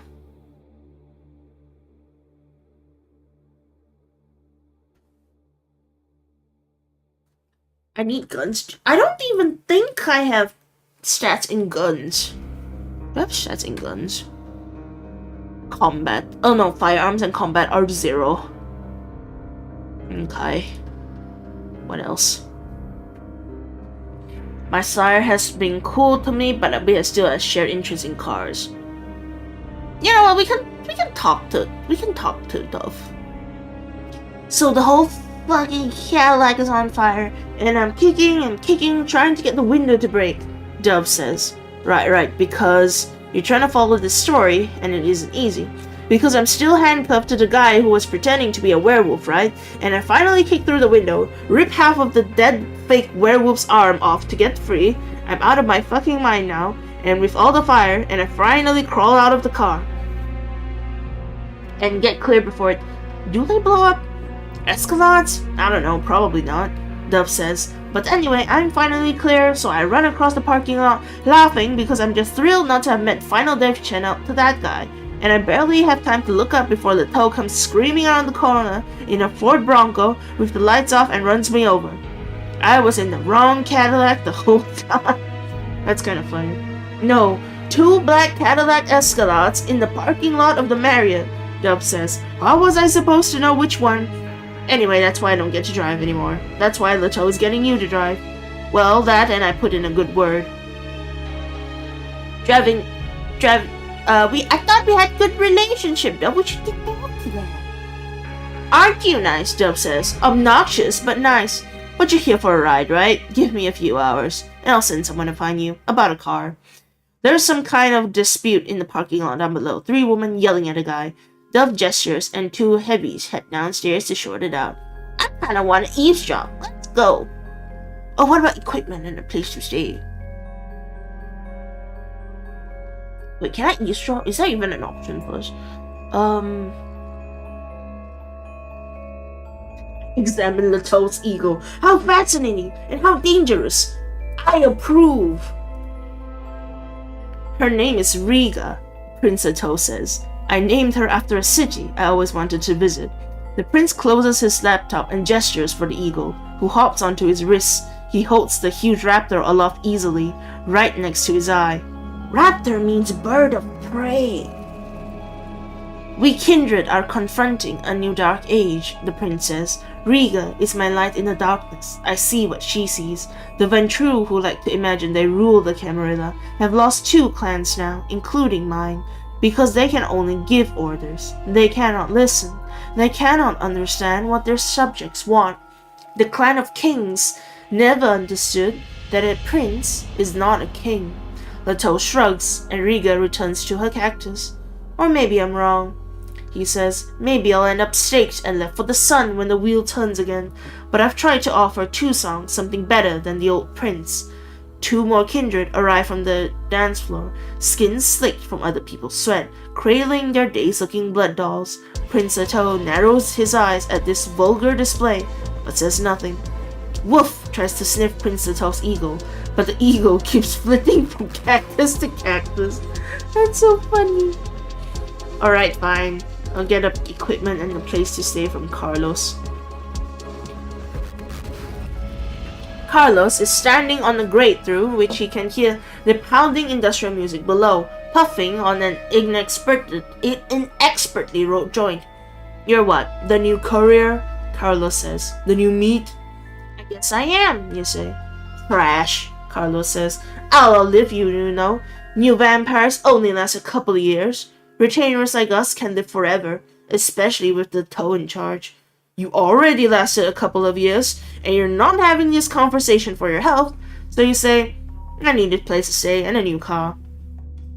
Yeah, me and Miguel and Lana will set it up," Carlos says, waving his hand so blue smoke swirls around it. "We'll handle everything. I'll send someone around. Later. Now let me listen." He closes his eyes as the EDM buzzes out of the floor grate. Whatever was happening in the parking lot below has sorted itself out. The heavies are back upstairs, laughing. You memorize their names and faces in case there's trouble later, then circle the Elysium for a few minutes, getting a feel for the place. You can't believe you're back in Tucson. You wonder if anyone recognizes you. Beyond the rooftop, the city lights appear dim and washed out, as if seen through a black veil. A veil. Red brake lights from the highway look like a sluggish trail of blood. "Just call her," that's Dove, speaking in hushed but anxious tones to Prince Leto.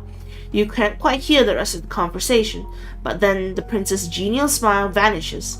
Dove withers at whatever he says next. Then the eagle swings its golden eyes back toward you. "Ah, Briar," Prince Leto says, "I told you I would have work for you. I need to send some emails, and that is not as easy as it once was. Come here." You were still a fledgling when the Second Inquisition burned through the centers of Camarilla power, places like the Vienna Chantry, arcane fortress of Clan Tremere, and they got the Prince of Houston, of course. You weren't important enough to draw the SI's attention. They've been quiet for years, quiet enough that some kindred are starting to use phones and email to conduct their night work again, cutting into your business. But you know they're fools. The SI was never beaten. The Inquisition is just collecting information now, waiting for an opportunity to strike again. Prince Leto does not want to give them an opportunity. "Dove says that you can drive," he says, "and I hate to see a proud member of Clan Nosferatu brought low by circumstances. I need you to run letters to a few cities near Tucson. Don't worry, nothing is more than a single night's trip."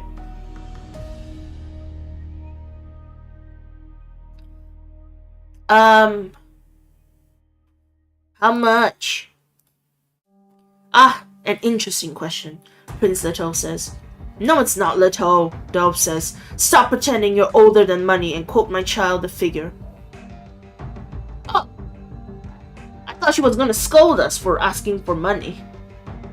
The Eagle Prince is back to his usual affable self. He laughs, his voice musical, and then says, $1,000 for the first delivery, more later based on your performance and how much you've impressed my court. In addition, my man Alexander will provide you with vessels, and you may hunt freely in any of the cities you visit while making your runs."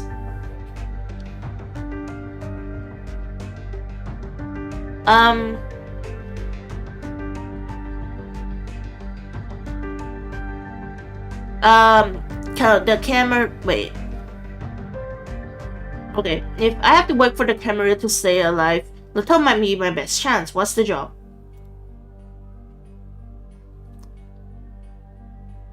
Prince Leto hands you a printout marked with 3 locations and 3 faces. You don't recognize any of the 3 faces, which is a relief. Maybe you can keep this professional. 3 people need to know about the final death of Jasper Nolas and the reduction of Rare Mouse's child to the state of white. He points to each face in turn. Invidia Call worked closely with Jasper after she escaped New York and showed up here. When Clan Tremere fell apart, so did their working relationship. But she needs to know about his destruction. She also needs to know that, without Jasper Nolas' considerable private wealth funding her, she can no longer sustain her research, and she must return to Tucson. Should we tell her that she'll go crazy when she finds out? Dove asks the prince. "I've been meaning to get around to that, Dove, yes," Prince Leto says. "Briar, deliver my letter and get out. You won't like Dr. Call's reaction when she realizes she's broke." "I'll deliver your message. I'm not getting tangled up in politics." Good luck keeping it professional, Dove says with a little chuckle. Leto points to the next face. Paternoster is one of the rabble, a bruja. He works in St. Basil's Hospital in Phoenix, looking after the lost lambs of our flock, other rabble, the clanless, thin bloods, the mad ones, maybe even gangrel. Leto chuckles at his own wit. But he actually keeps them in line, though they are dangerously lax. In fact, I would like you to, encourage a bit more tidiness from the kindred at St. Basil's. No open feeding, no drug running, no unauthorized embraces, that sort of thing. This is not a formal mission, you understand, but if you can make our dissatisfaction known, I would appreciate it. But more important, with Nolas gone, the hospital will be up for renovation. These renovations will compromise St. Basil's usefulness as a haven. I'll write instructions for what Paternoster and us do. Okie dokie.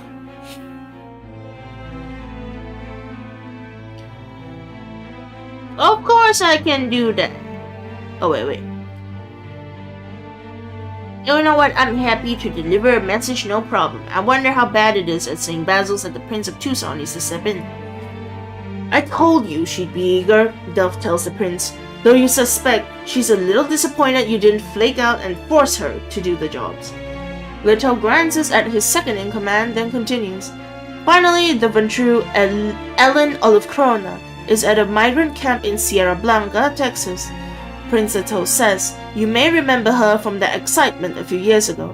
Leto is referring to the final death of the old Prince of Tucson, a powerful blue blood manipulated into launching a crusade of purification against his clan's old rivals, including the rabble. She has since returned to the Camarillah's good graces, since she provides much of the Southwest with blood, but her operation exists atop a mortal substructure that is profoundly politically unstable. Jesper Nolas's destruction will further destabilize that situation, and she needs to know how.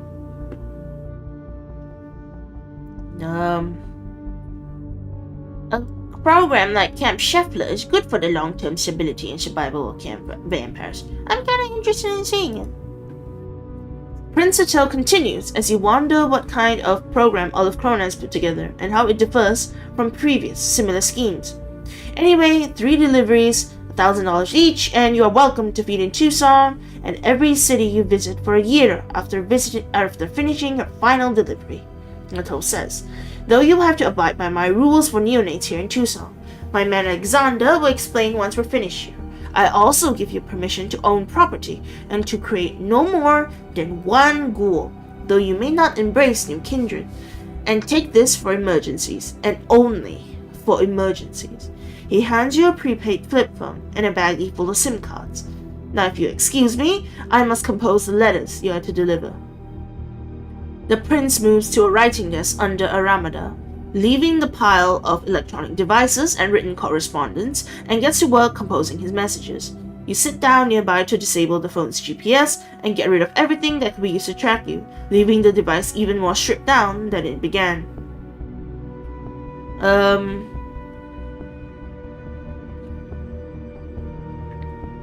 The whole situation with Jesper Nolas and the White worries me. What I want is information. I investigate the correspondence on the table, hoping that a quick glance gives me something useful. You can't linger with so many eyes on you, and you dare not touch Prince Leto's papers. Many old world kindred, you've learned, regard written correspondence as almost sacred, and you don't want to find out what infuriates this prince. Still, what did Nolas do? Torture your grandsire until he went mad? Conduct some kind of experiment or ritual? The possibilities are endless and chilling. As you circle the zinc-top table beside Prince Leto's vacated wicker chair, you let your fingers rifle the top few sheets, and something catches your eye. Hard copies of emails Jesper Nolas sent to various local companies. The threat of the Second Inquisition means the kindred do not send emails about their night work, but they're still allowed identities as flesh and blood citizens, as Jesper Nolas said on the video. And citizens need email. In his living guise, Nolas inherited his grandfather's construction business. In other words, you bet he pretended to die and came back as his own grandson. Skimming the list of names, you see major corporate suppliers, a few federal contacts, 2100X, the tech company Julian Sim founded in Denver. Ooh, it's tying up to Julian, who was in the beginning of the chapter, and we still haven't, like, beginning in the second chapter, and we still haven't heard from since. You didn't even know 2100X was still around. You've checked for a web presence and found nothing, but here's an email, a timestamp, last month, and a brief and mundane seeming message. No word from Presser. It's mostly for renovation of temporary holding facilities along the border. Before you can read more, you spot Dove extricating herself from the Bentru and heading your way. She hasn't noticed you yet, but she will. You step back just as she steps around a wild-eyed local and glances down at the papers. Let me drink.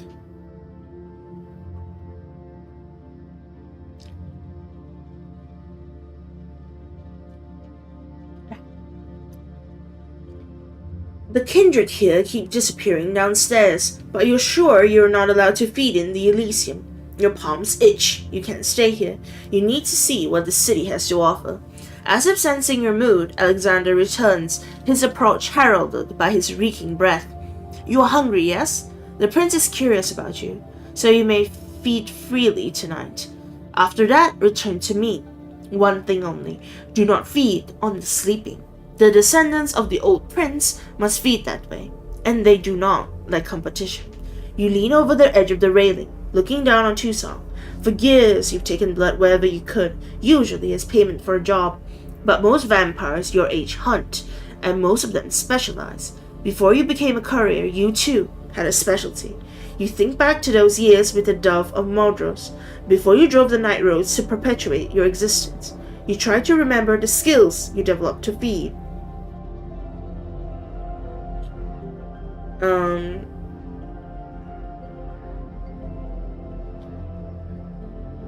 Animals. On animals when I could. I used my wits and learned to hunt outside the city. But I can't leave town right now, so I head for the kennels. On the kennels. Oh no. Being a farmer, that's what vampires who feed like you are called, is harder than it used to be. Now that mortals have discovered that veterinarians stock drugs, there's more security, more suspicion, and your lifestyle always leaves you on edge. Animal blood doesn't satisfy the way human blood does. Most vampires aren't really predators, they're parasites, but you have less natural viciousness than other kindred. Still, you don't have to clean up human corpses, and once you're actually inside someplace, a few dead animals don't arouse much suspicion. Oh no! A farmer who knows her city has a lot of options. Shelters, zoos, ranches, even just heading into the desert with a rifle and bagging game. In a new city, you'd prefer to find a ranch or farm, but you don't have a car, so you check your new maps and guidebooks and find a nearby shelter. Oh god. The first one has extensive surveillance and electronic locks, and you learn to notice that sort of thing as a farmer. But the next one is in a better part of town and not as secure. Wolf helps you find a good way in. You get up on a dumpster and jimmy open a high window like you've done 1,000 times before and slither inside. Let me check. Let me check my 1 willpower. I mean, did I lose anything? Clandestine drive. Awareness, rescue, technology, survival. Okay, 1 in survival. It's 1 a.m. and no one is inside to hear the dogs go crazy. They know what you are and why you're here, but it doesn't matter. You check to make sure you haven't triggered any silent alarms, but the only heavy security is around the pharmaceuticals. You pass the kennels until you find Mouser. Mouser is a 10-year-old chow. He's blind. He's been here for 11 months. Poor doggy. Goodbye, Mouser. Afterward, you lick the wound clean so it'll look like a heart attack. Then gather gather as much information as you can about this location and others. Animal blood is weak, and farmers have to feed regularly. So you need another target tomorrow night. But this is a good start. You already feel better. I'm so sorry. Oh god. Peace, Chow Chow. Why did you have to tell me how the dog is like? Make me feel better. It won't always be that easy. You think as you sit on a park bench with Wuff, sluggishly moving your stolen blood around your body.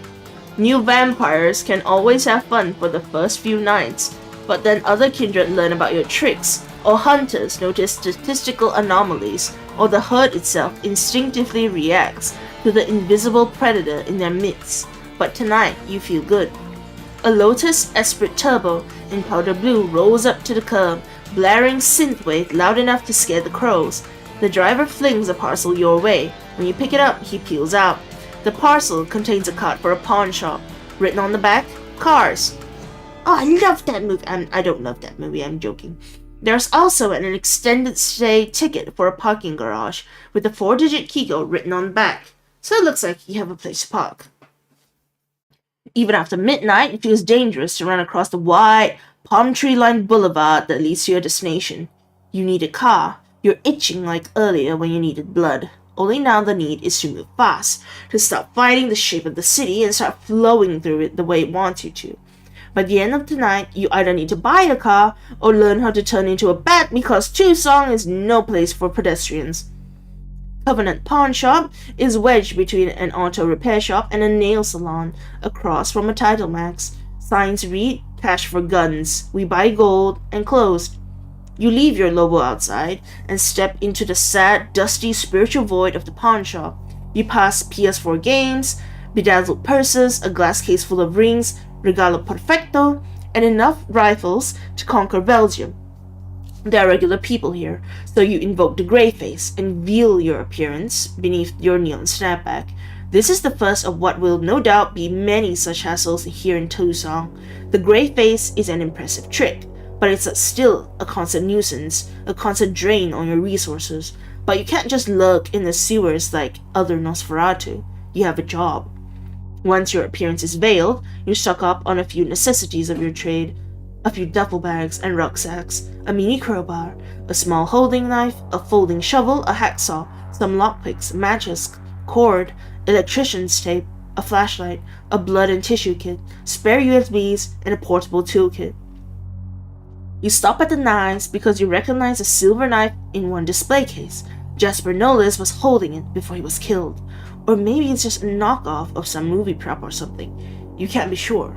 But that's weird. Oh. The picture loaded a little slow, but you got so many tattoos. Neat. You got piercings and cool glasses. So cool shades.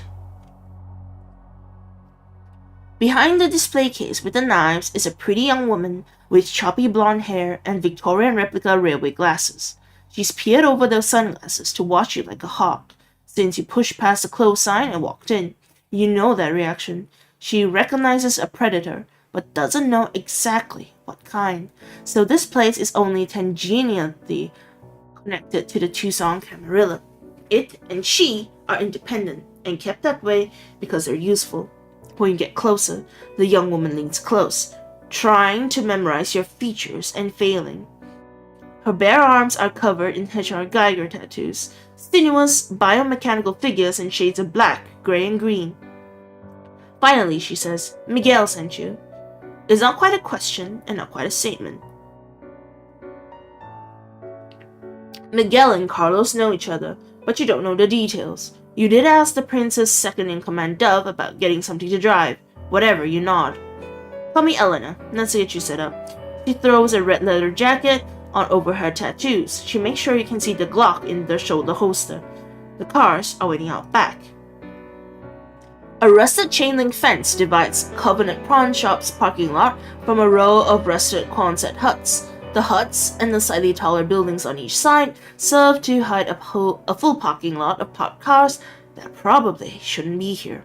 Miguel says you need wheels, Elena says. She steps into the shadows and starts messing around on her phone, but she keeps her eyes on you above the railway glasses. These cars are shit. Miguel either hates your guts or doesn't care if your mission for Princeton succeeds or fails. You instantly dismiss the vans, economy cars, and anything covered in rust or that will require more cash to repair than buy. That leaves you with 4 mediocre specimens, a Mitsubishi 3000 GT with too many aftermarket mods, a little Honda S2000 with electrical problems, an ancient but still rolling BMW 3 Series, and an ugly but functional Nissan Frontier. The stuff side is 20% off. Tonight only. Miguel must like you, or hate me. She props the back door open. Let's look at the Nissan Frontier. If it's ugly and functional, that's basically me. 2,280. That's not bad. Okay. Well, wait, what's inside the car though? She did say inside the car is free. Is that like... Oh, it doesn't even say what's inside the car. I'm just glancing through it.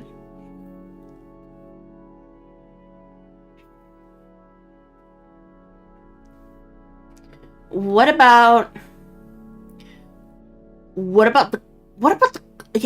the knife? I chat up Elena about the knife. So is that what are they called? A Klingon knife? I don't know how to pronounce that. No, Elena says. Her pronunciation is flawless. And you can't afford it. It's solid silver. For killing werewolves, I guess. Her tone says she doesn't believe in werewolves. Christ, are there werewolves in Tucson? Maybe you should buy it. And I'm not selling it anyway because I think the guy who sold it might actually come back. She says. She unlocks the case and hands you the crooked silver blade. This has to be the one that Tremere was holding in the video. Elena goes back to messing around on her phone.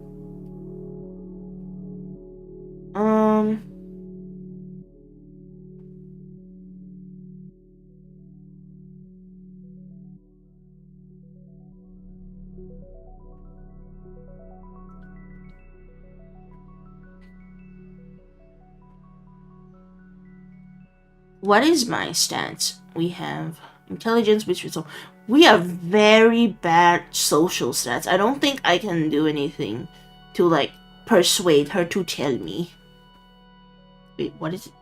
I respect the traditions. I don't think we can do anything to get her. Maybe there are other cheaper places nearby. I roam up and down the block and looking at other pawn shops. Other places that might get what I need for cheap. I'll be back. I'm not even really open, she calls, but you're out the door.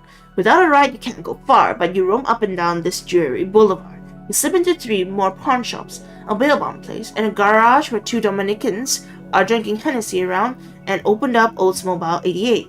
Soon you learn more than you could from screwing around on your phone, what sells around here and what doesn't, how the cars move around, the mercurial moods of the local police who can be trusted and who can't. You hear about the local boss, a Ukrainian, and his network of legitimate and not so legitimate contacts. Hell, you learn enough that you could probably open a pawn shop yourself in Tucson.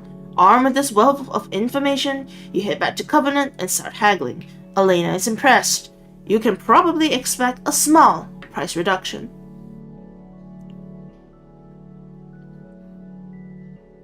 I gotta go back to shopping.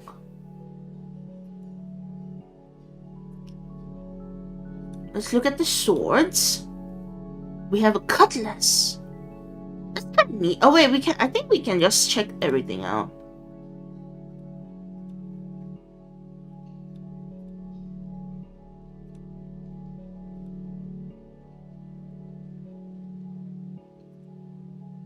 Okay. We have cars. We have cars. Wait, what about the laptop? Oh, it's a Raspberry Pi laptop. Okay. Do we need a computer? Do we need a computer? We do have technology. Technology is pretty high. Is technology like computer? Maybe I could get the computer. Because if I get like the sword, I'm not good at swordsmanship. So it's like, if I get the sword, it like won't work because I'm not good at swordsmanship. So I think we can get the computer. We can't get the dress because if we get the dress, we're ugly anyway, so we can't go to anywhere fancy. So I think we can get the computer. And we get the cheap ass car. I think that's what we can do. Get the computer. And we get the cheap ass car. And oh wait, you have guns? Yeah, I'm not buying the guns. Done shopping. It's 216 according to your knockoff 𝒕💐 when you... Is it 𝒕💐? Is that how we pronounce it? When you pull out of Covenant Pawn Shop in your new Nissan Frontier. The sunrise is 6:29 AM. It's still early, so you drive around for an hour just to find the cheapest gas stations and the fastest ways out of town. Then you accelerate smoothly onto East Broadway Boulevard near Plasma Center and head for the garage address you got earlier. Wolf sticks their head out of the Nissan Frontier's passenger side window. When a shadow crosses the hood of your Nissan, you look up and catch a glimpse of a wing eclipsing a streetlight. 𝑦𝒐𝒄𝒊𝒕�, Princeto's eagle. You find your spot in the underground parking garage. Right in front of it is a metal door with a keypad. You grab everything from your Nissan, lock it once Wolf is out, and enter the code. Inside is an office with peeling linoleum floors, an ancient metal desk with a rusty mini-fridge on it, and a sleeping bag. Sleeping bag? What am I doing? A short tile corridor ends in a jury-rigged shower and a drain. There is a clear plastic bag and some toiletries on the tile, and a bottle of 409 that won't do anything against the smell of mildew. There's no Wi-Fi. Still, it's better than sleeping in an abandoned semi-trailer, and you can physically plug in your new laptop. Even better, there are escape routes into the sewers that you can use. You loosen the grates and make sure you have a clear route into the sewers in case you're exposed. You're just getting settled in when you hear your door lock beep.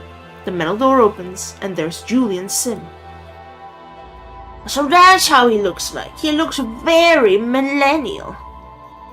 Not millennial, but like young. Probably dances to a lot of music young. A new personal low, Julian says. He's wearing a glitch t-shirt and a smile. He starts to enter, then looks down and says, "You have to invite me in." No I don't. No I fucking don't, Julian, because that's not how vampires work. Still, I think it's important to set boundaries, Julian says, watching your logo. But if you're gonna be difficult, she tosses you a tiny webcam. This was in your ceiling, by the way. Give me your phone and I'll take care of the tracking program here and the key logging program on your Arduino.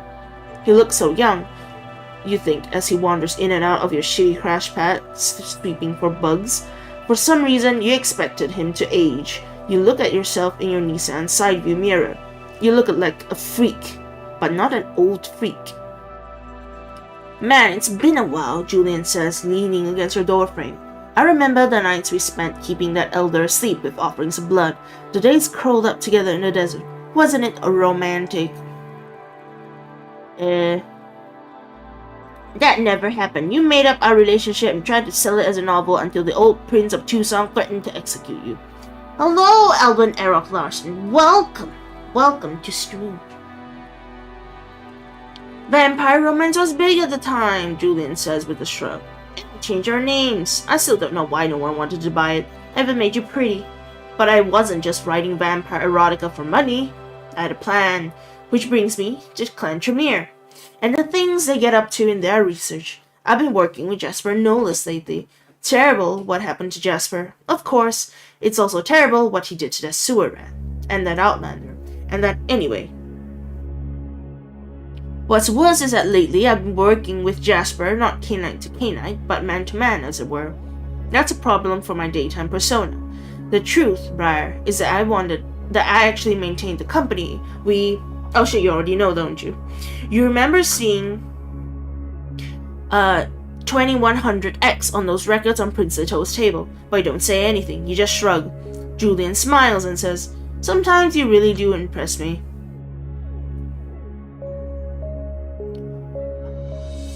Why do I get the feeling that whatever you're doing is even more dangerous than what the camera wants me to do?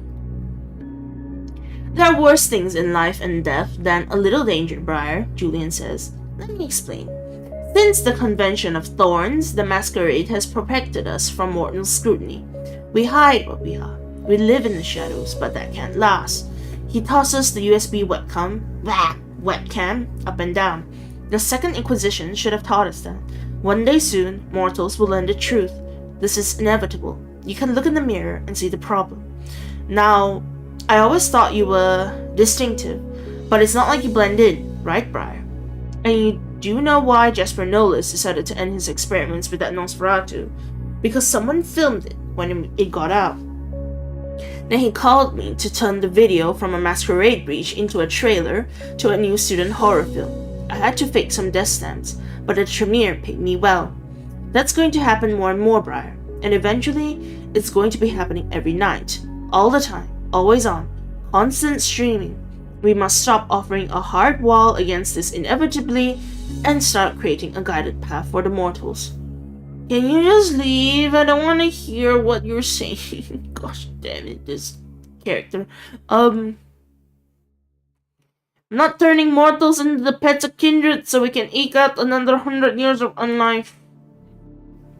That's just my point, Briar. You won't have to eke out an existence, and you won't rule from some Hammer horror Dracula castle like most canines want when they abandon the Camarilla and its traditions. You get to live a life. Canines and mortals both, we can have something better than this. Tomorrow, now that you have this beautiful machine, Julian says, banging the hood of your Nissan, Prince 𝒖𝒂𝒎𝒄 will give you one of 3 USBs. Would you like to know what's on them? He doesn't let you answer.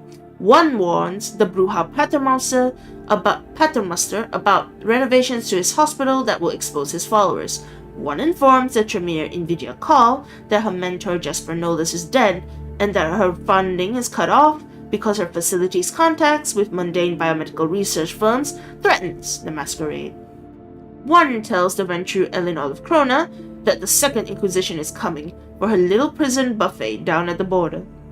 Wherever you go, the people there will use you, or destroy you, to escape what's coming, and it's all happening because of 𝒔𝒆's experiments.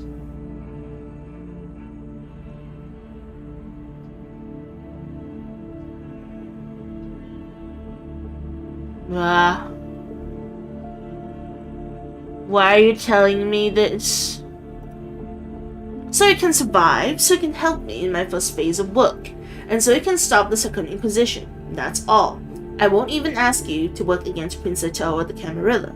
Just watch for the SI. But first, let me demonstrate how disposable you are to the prince. Now think back to what I taught you. Where's the first place to begin, Briar? The walls? Little thralls? His pet bird, Riga? Another damn test. Julian used to love these, but though he sometimes appreciated the Camarilla and its traditions, Julian always had a knack for spotting spies. He watches you as you look around your little garage.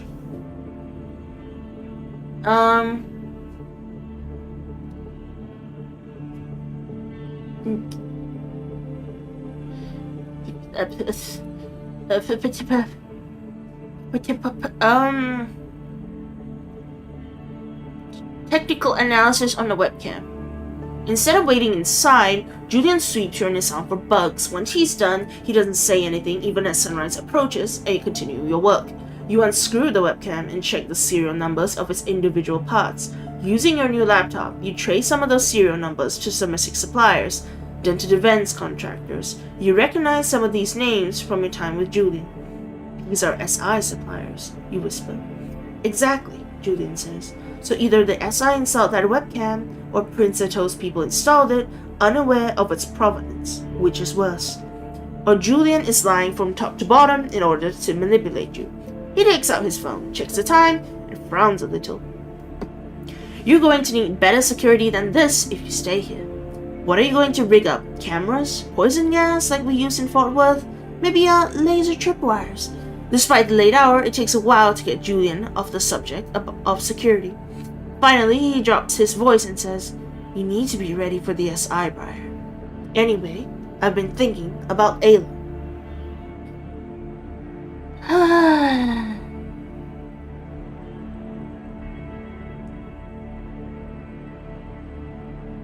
Let's not speak of those,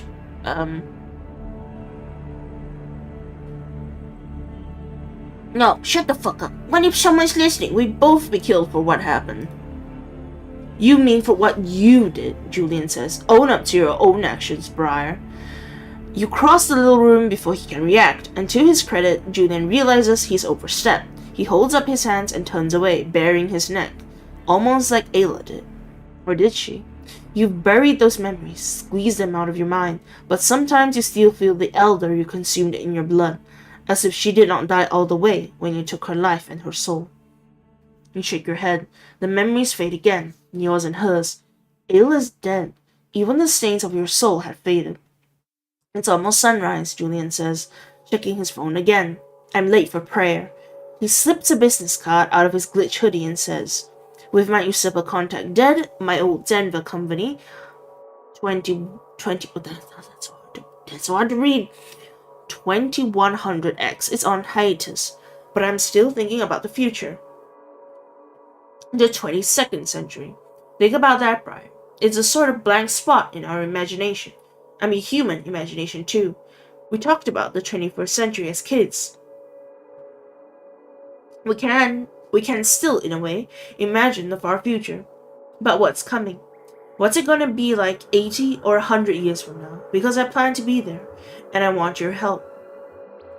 You're getting the impression that the Camarilla wants you. Maybe Prince Attell just wants you as a patsy, in case the Second Inquisition hits him like the fist of God, but he hasn't mistreated you yet, and you know that the kindred of the Camarilla do not serve two masters.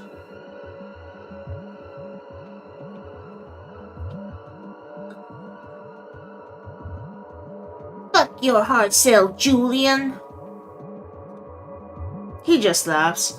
So you've finally grown your teeth in. You're almost frightening. He steps forward too, so you can smell the pomade in his glossy back hair and see his gleaming white teeth. You instinctively step away. But I've seen way worse things than you. I've seen Tremere elders when they're afraid. You can't imagine what that's like, Briar. So here's my hard sell. Get with me, or Prince Attell is going to kill you the moment he gets scared. You can't imagine what the old ones are like when they're cornered. It's worse than anything you could imagine. He yanks open the door to your little office room, scans the shadows for signs of pursuit, and disappears on the garage, walking with quick, angry steps. Your door swings shut. When it does, you spot the card for the motel where he's staying. You pick it up. The room number is written on the back, along with the address of a drop box. There's also a little design drawn in the corner, like a knife.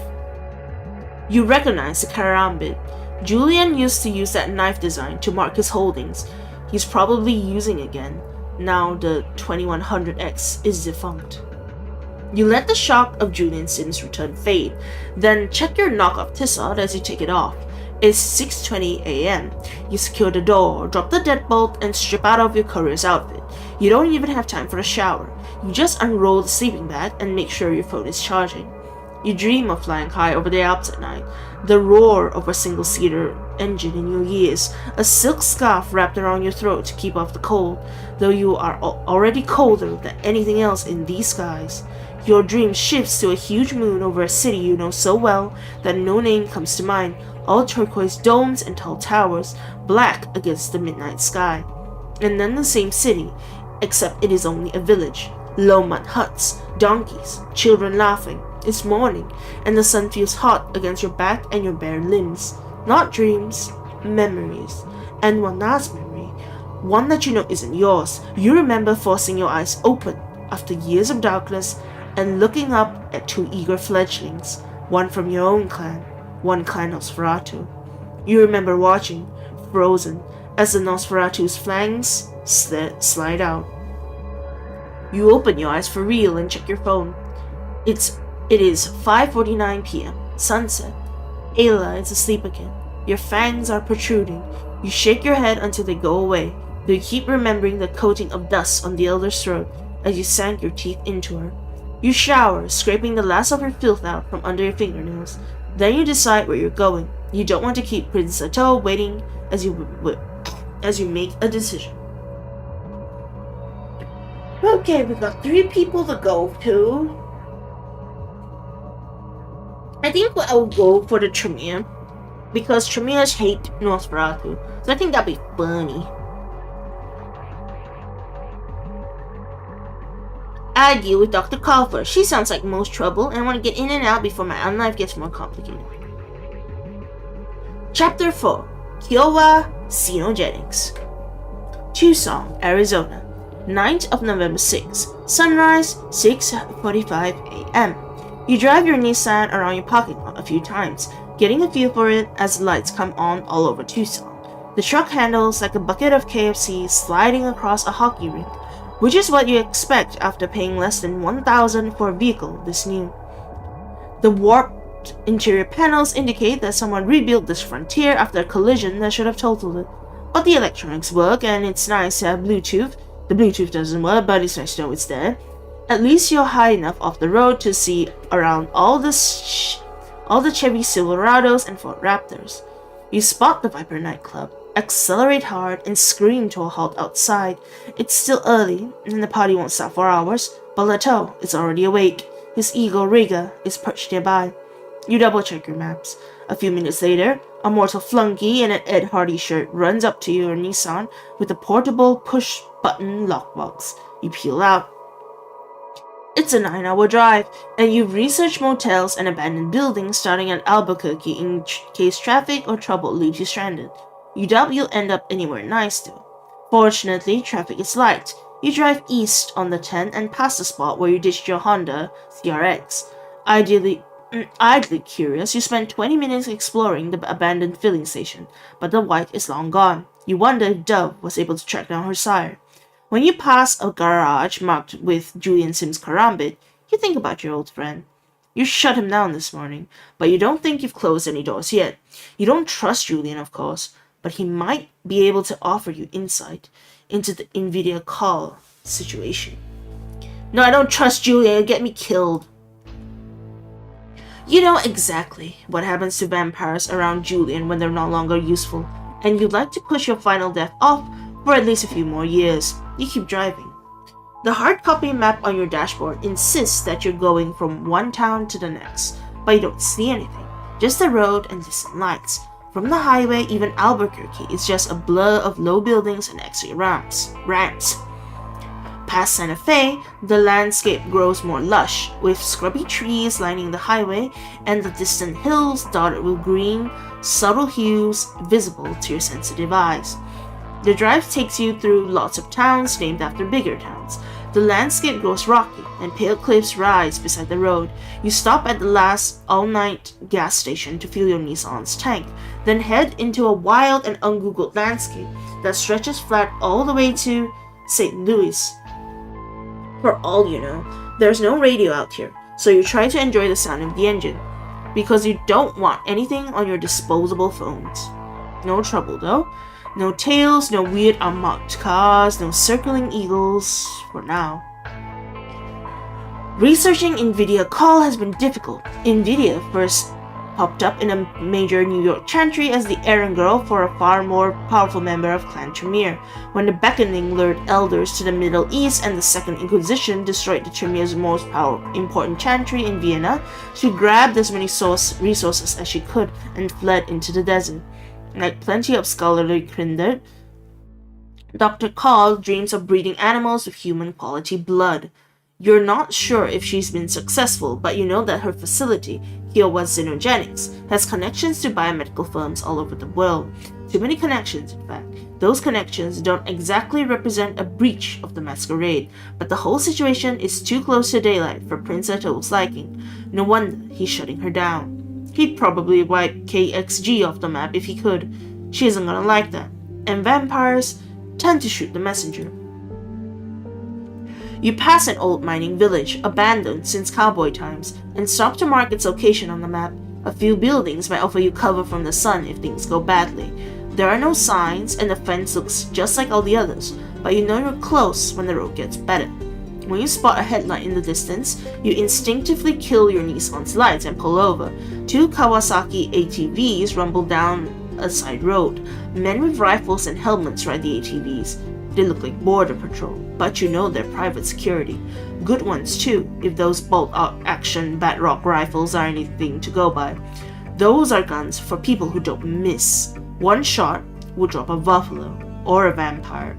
You're just wondering whether to blur your face and introduce yourself, since you have all your paperwork in order, when the guards take off, followed by a low-flying quadcopter drone. Another mile down the road, you spot the sheep. They look like regular sheep, except they are tracking colors and they have 4-digit numbers painted on one flank. These must be Dr. Call's xenogenic specimens. You wonder if a sample of their blood might be worth anything. Maybe Julian will be able to use some. "And take blood for me!" Just as you signal Woof to hop out of the truck and stretch their legs, the xenogenic sheep hurry away into the underbrush. You check the eastern sky. You make good time and you still have a few hours before dawn, but there's a lot of territory out here. You need a plan. You check your folding knife, because while you have a blood and tissue kit, you also need a sharp blade to bring down a sheep.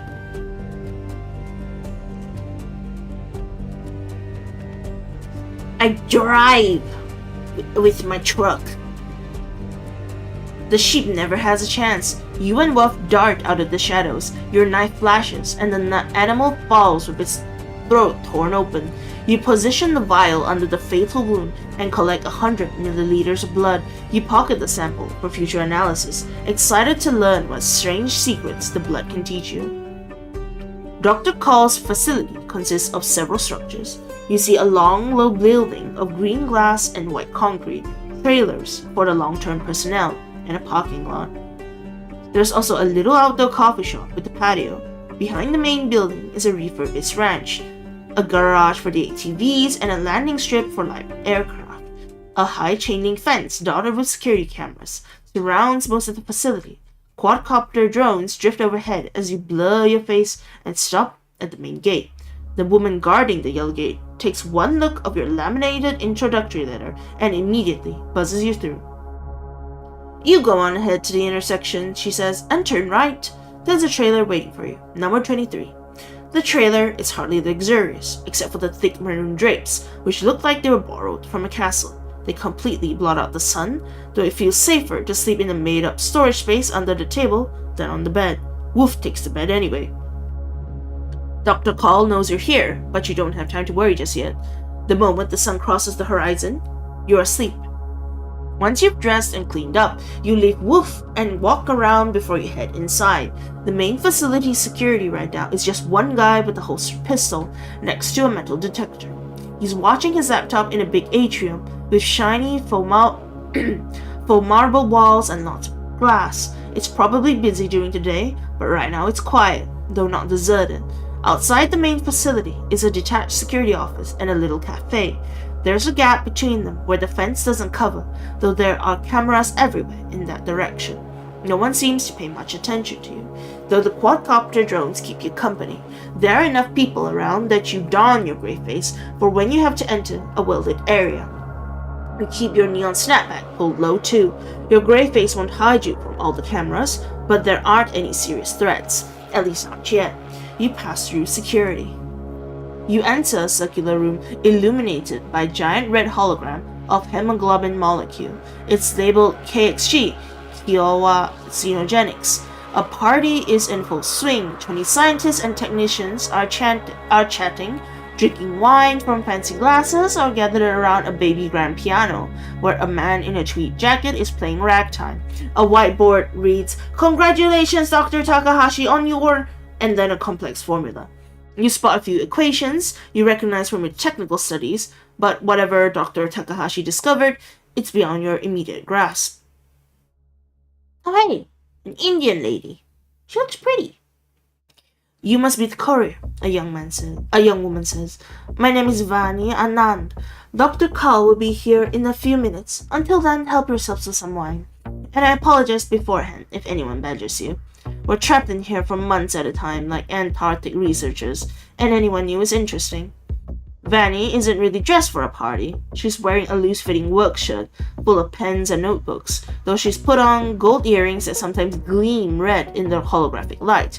Before you can chat, Vanny gets a text and excuses herself, leaving you at the edge of the party. You concentrate to make sure your gray face is still up, but people's eyes slide right off your features. Good. Next, you study the crowd, contemplating how to make a good first impression with these people. Dr. Call will react badly to the information you're carrying, but you don't want your behavior here to make her mood even worse. Any weird sorcery on display? I'm always interested in the weird stuff. The weirdest thing is that hologram. You're not sure how it's being generated. A masquerade violation or just weird tech? You're not sure. Most of the scientists look well off and well fed. There's an old money smell to a lot of them. From the wasp doctors listening to ragtime on the piano to the comfortable looking computer scientists, most of them immigrants from India and Pakistan. Everyone seems pleased with themselves and a little bored.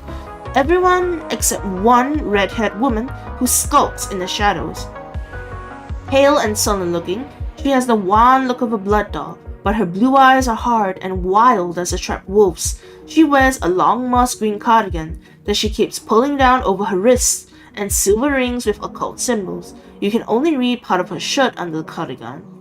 𝑴𝒔𝒊𝒂𝒎 Latin?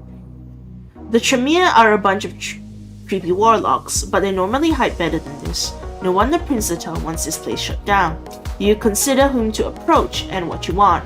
Potential allies. To uncover the secrets of this place. Perhaps to increase your own power.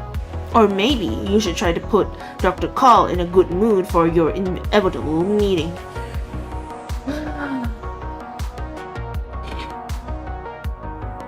Do I have knowledge of occult? I don't think I do.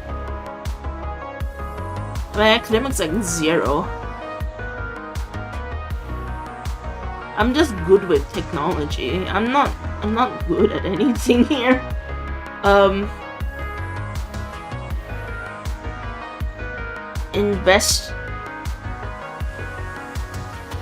Investigative. I don't think I can ask the science questions because like I probably need academics for that, and I don't have academics.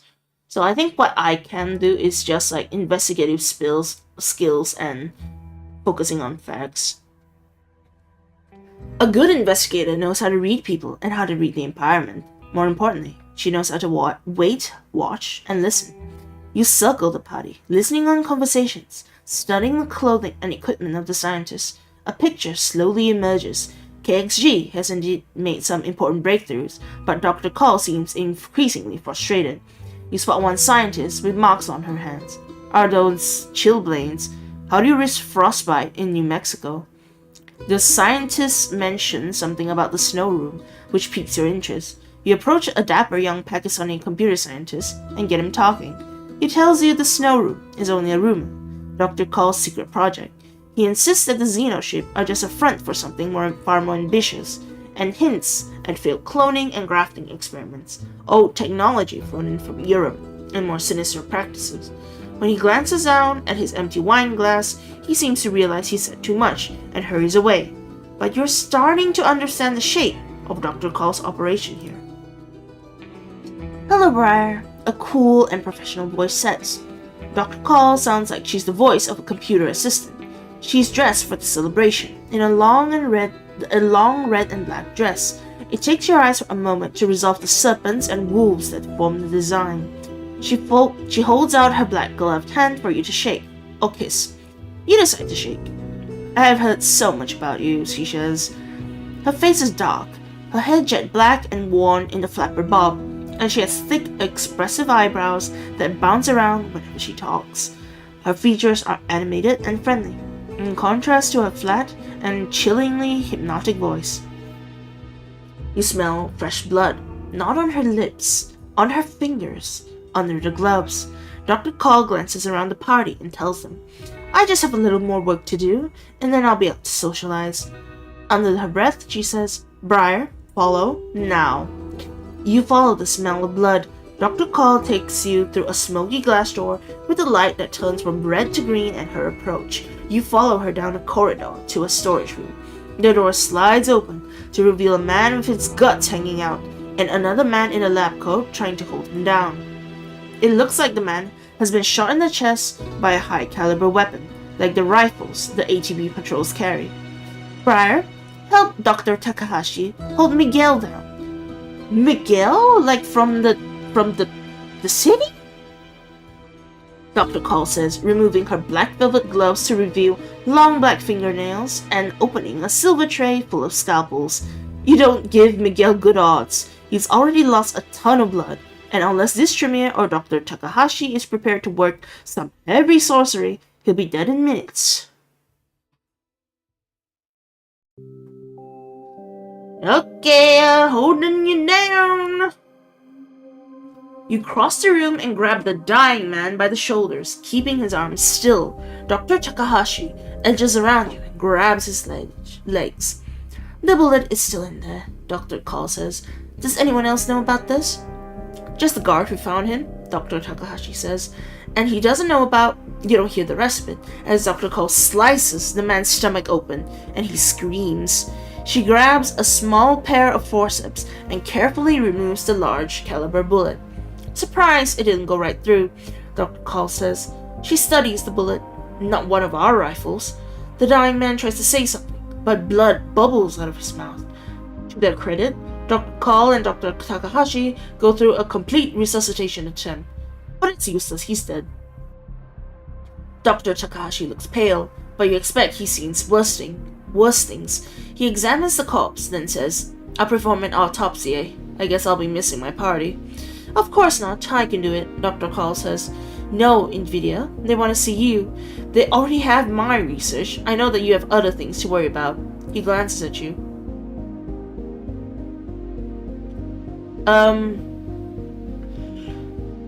So who shot this guy?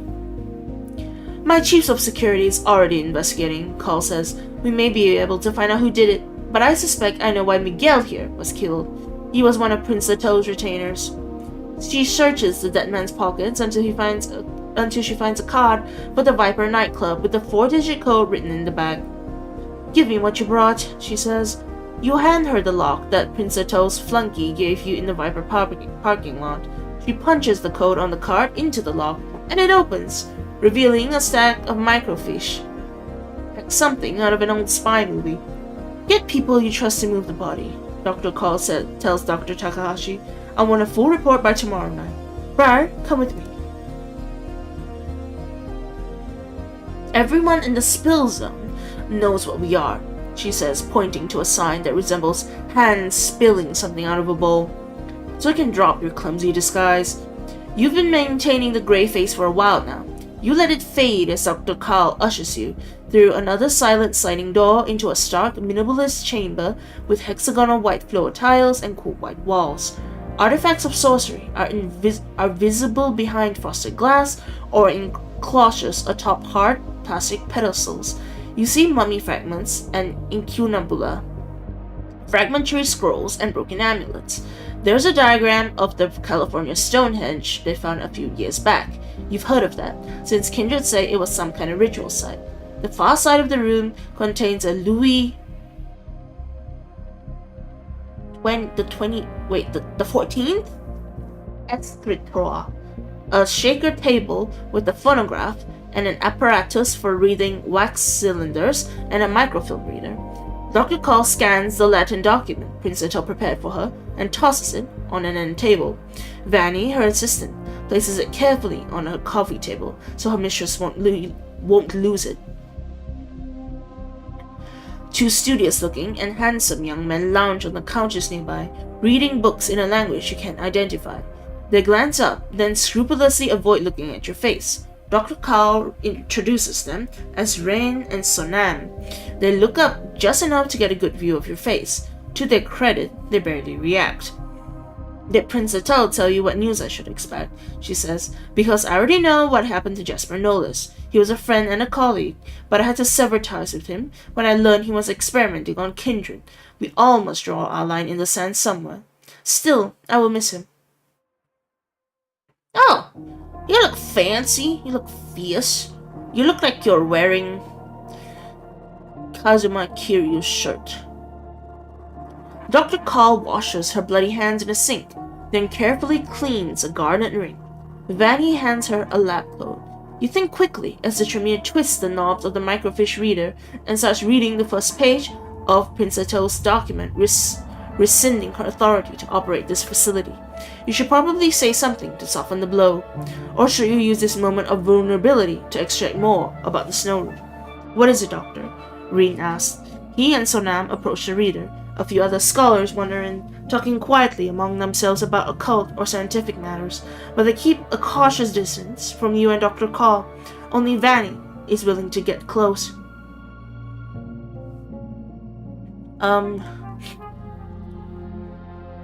I'm bad with social. I just shouldn't be here. Okay,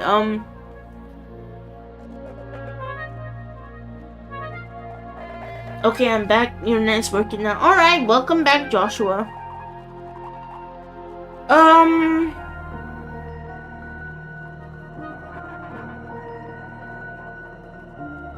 I'll just try and tell her slowly. You deserve to know the truth, you say. It's bad news. Oh no, Dr. Call whispers. 𝒂𝒐 wants to stop your research, you say, speaking quickly even as the Tremere scans the document. But I'm sure there's something we can do to stop that. Not much stops a Prince of the Camarilla, Dr. Call says, her voice full of rage and despair as she scans the letter. Let me guess, I missed a lot, did I? Yes, you did. You missed a lot. But it's fine. You can always rewind. Because you can rewind on streams, I think, on YouTube. She's angry, but you manage to get out ahead of the problem, and she's not ready to unleash her beast just yet. A good leader knows when to ask for advice, so you start to ask her to list her options. Tremere are happy when they're making lists. That's when Rin puts his hand on Dr. Call's shoulder and says, "It's gonna be okay, NVIDIA." Her eyes turn black. Okay. You think this is okay? She stands up and slaps Rin, knocking the much larger man to the tiled floor. Still, you think you might be able to calm her down. You consider your words carefully, trying to figure out what to say. "Calm down," Sonam yells. That wasn't what to say. Dr. Call grabs Sonam's skull. Blood runs from beneath her fingernails. Alchemically transformed, it smokes and fulminates like acid. Sonam can't even scream as the flesh drips off his skull.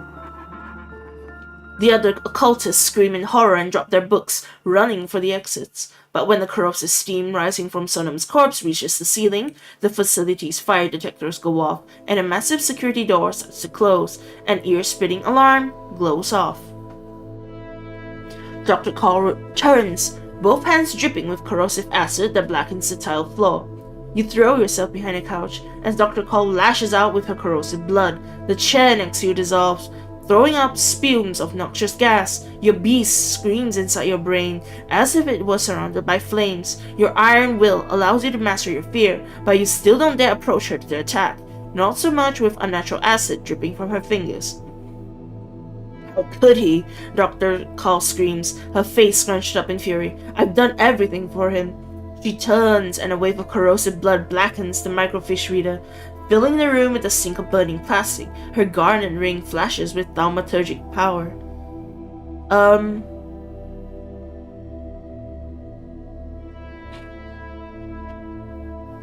Emma!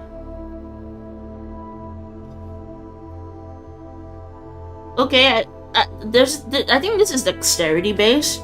I circle her, then dive acrobatically out of the way of the corrosive vitae. I can dodge for longer than she can spit acid, and this way she focuses on me, not the occultist. What to the system, guys say? Confront a gun, flee a blade, you think. You're not sure they know what to do against jets of acidic vitae, but you're willing to improvise. You rush to Tremere, then dodge out of the way at the last second, and throw yourself behind one of those hard plastic display stands. Plastic bubbles, and a glass cloche atop it shatters, but the acid stops. You roll from the piece of cover to another cloche, and though the Tremere's hands keep dripping corrosive vitae, you roll behind something that even her beast won't let her destroy. You quietly thank the human skull with 3 eyes for stopping the madness. Dr. Call stares at you, stares at the slimy heap that was once her blood doll, Sonam, and collapses onto the nearest intact chair. You haven't caught me at my best, Briar, the Tremere says, her voice bleak. Vanny and the occultists are plastered against the far wall, unwilling to approach the Tremere.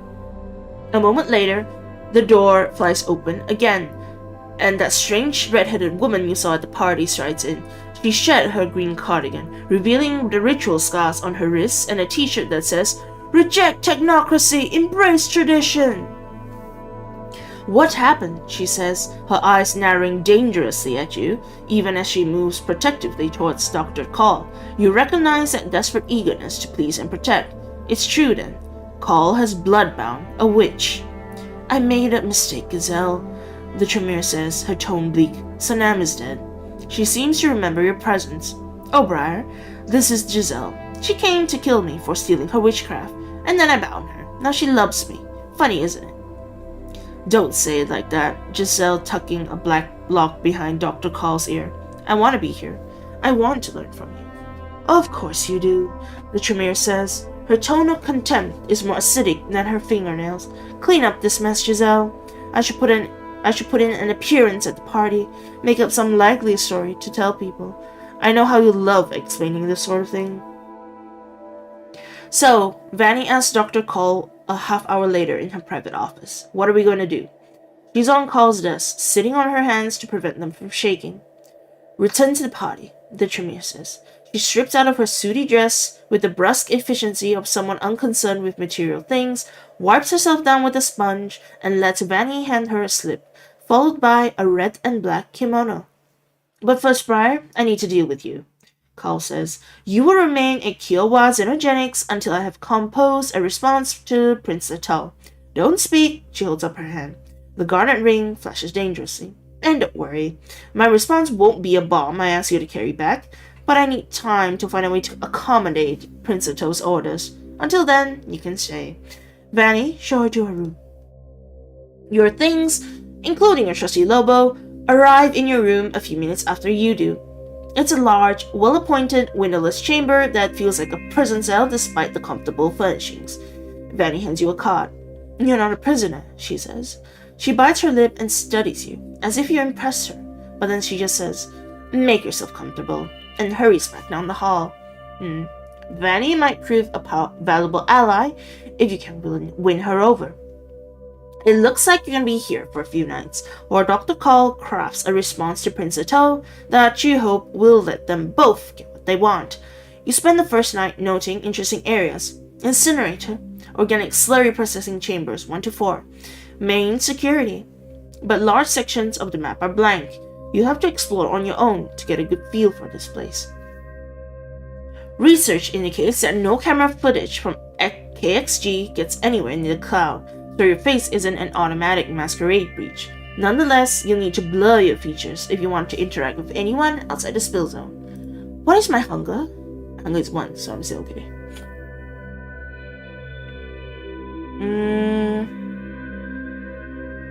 Okay, let's see.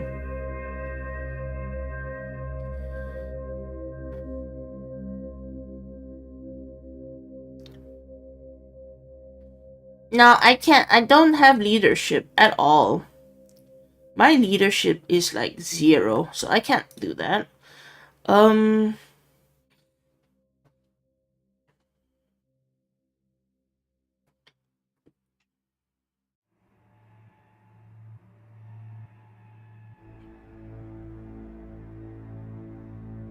I canvass the corridors of this place and look for clues. I want to know more about the snow room. Oh wait, I hack into the computer and I want to learn more about the snow room. That's probably bad. There's plenty of weird tech at Xenogenetics, but the computers are simple Linux boxes. The wireless is password protected, so you poke around online until you learn that some of the outside the spill zone researchers are using old chat systems to gossip with their peers in related fields. You download an IRC program and snoop around a few channels, posing as an IT security consultant and answering all their questions correctly. Soon, most of the people in the chat sort of forget you're there. There's a flurry of speculation about Chinese genetic research, artificial meat, and related subjects.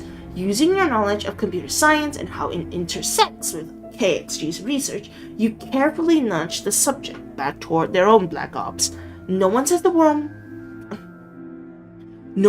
word snow room, but the KXG folks start talking about human cloning and blood, and then they all log off.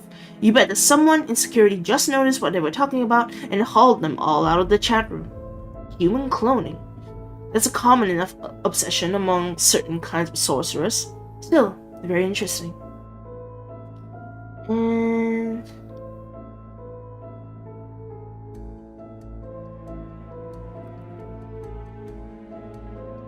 I canvass the corridors and look for clues.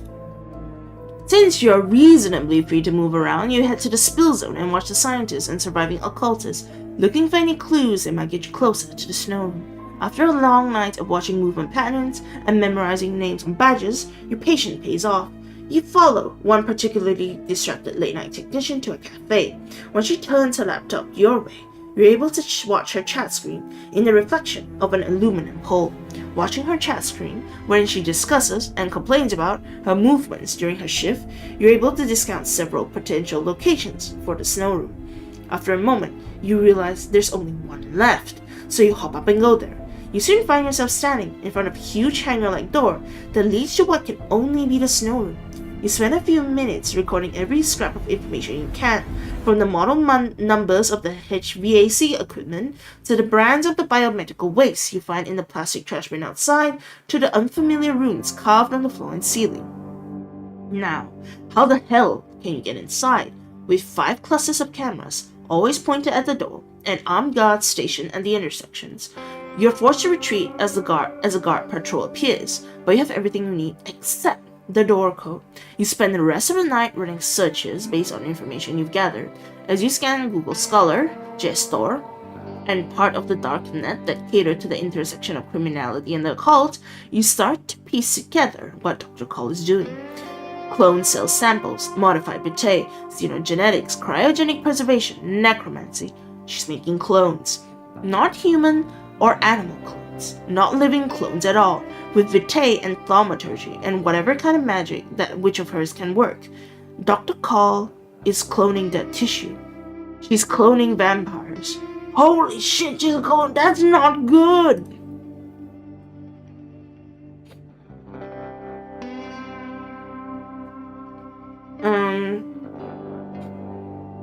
What do I,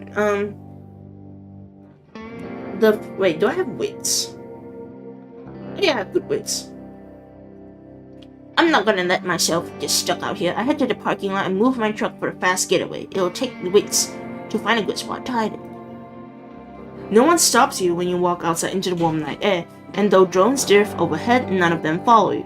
As long as you pay attention and drive cleverly, you should be able to move your Nissan closer to the exits. After a few minutes walking around the main facility and getting a feel for its exterior layout, you spot a good place to park and head back to your truck.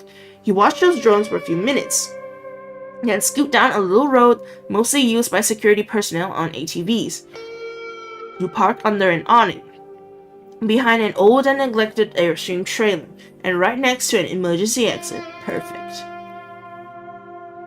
The next night, someone knocks on your door moments after the sun sets. Giselle is standing in the doorway. You look fancy. You have fancy hair. Really fancy hair. She looks pale and ragged, and her long green cardigan is dark with blood where it clings to her wrists. She looks like she's been crying. Dr. Call wants to see you, she says. Clean yourself up. You have 10 minutes. From the tone of her voice, you suspect this might be your final night at 𝑮𝒂𝒎 𝒖𝒔𝒊𝒂𝒍𝒔. You grab everything you have, including your suitcase, and check your exits in case you have to move fast. You're reasonably confident that you can evade Dr. Call's regular guards and static security, if you need to. And Giselle looks like 30 miles bad road. It's the Tremere who worries you. You follow the witch into the spill zone. You're led not to her office, but deeper into the facility, until you reach the huge steel hangar-like door of the snow room. You permit yourself a self-satisfied smile.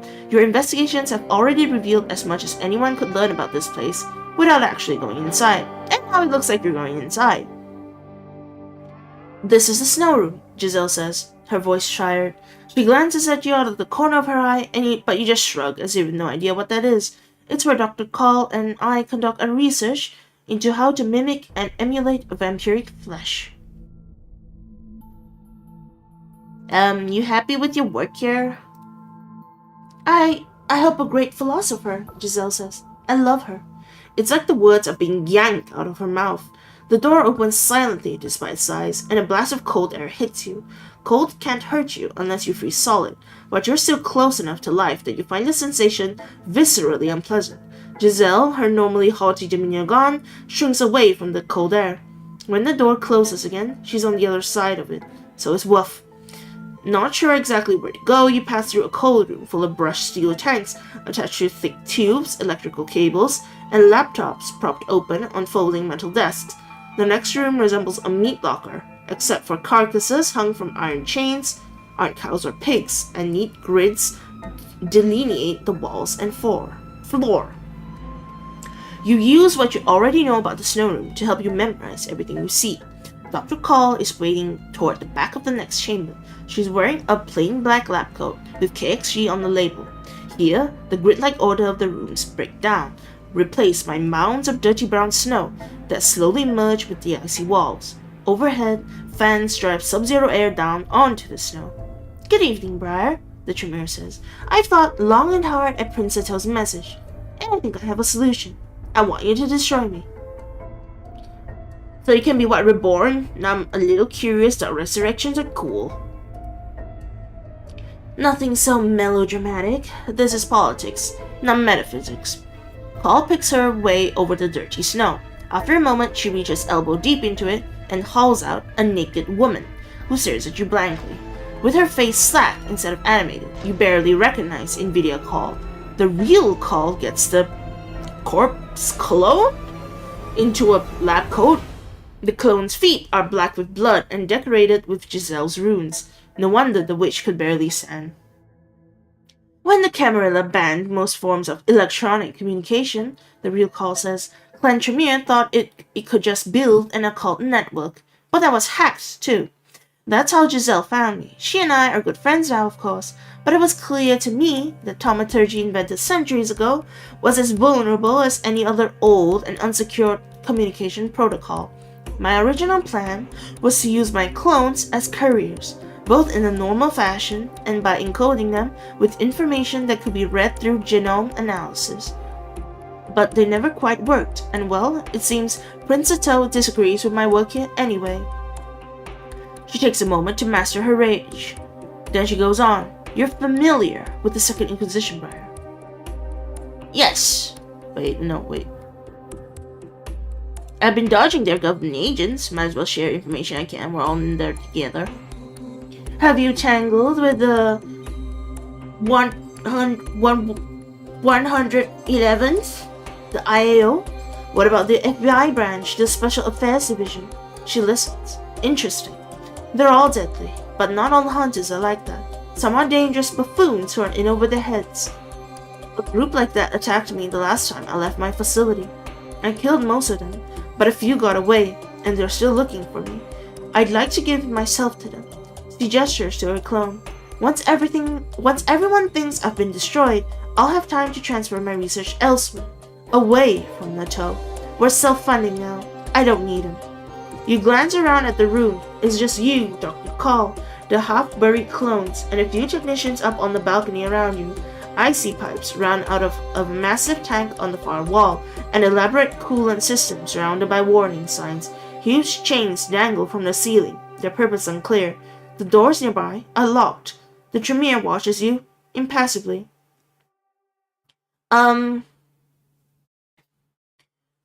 It might sound mercenary, but what's in it for me?" "That depends on what you want," Dr. Call says. "Money, if you'd like. And of course, I can teach you many things. And if neither knowledge nor money appeal, what about this?" She holds up her garnet ring. It holds VTM. Giselle and I are forging a better version. That may be the end of poor Giselle, but she's mostly lost her powers anyway. You sit back and consider your options. The Tremere is probably right that the vampire hunters aren't that dangerous unless you make a mistake. Your biggest concern is the Prince of Tucson. You've tried to uphold the traditions and principles of the Camarilla, and Prince Leto has trusted you with these courier jobs so far. It would be a shame to turn that ambiguous relationship into hostile. And Leto is no fool. He'll learn the truth eventually. On the other hand, eventually is not the same as now. Right now, you're in the heart of Dr. Call's territory, and you know she will not take refusal well.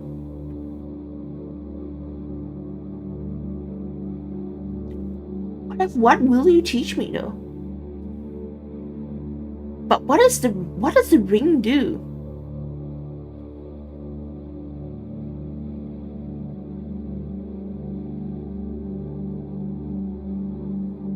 I'm very curious. What does the ring do? I'm willing to help you, but can I really use your ring? An understanding of sorcery is not necessary to use the ring, but the 𝒂𝒐𝒆 moves in ways that will be unfamiliar to you. I can train you in its use in less than an hour. Help me, and it's yours tonight. Just blood. Who cares? What about teaching me?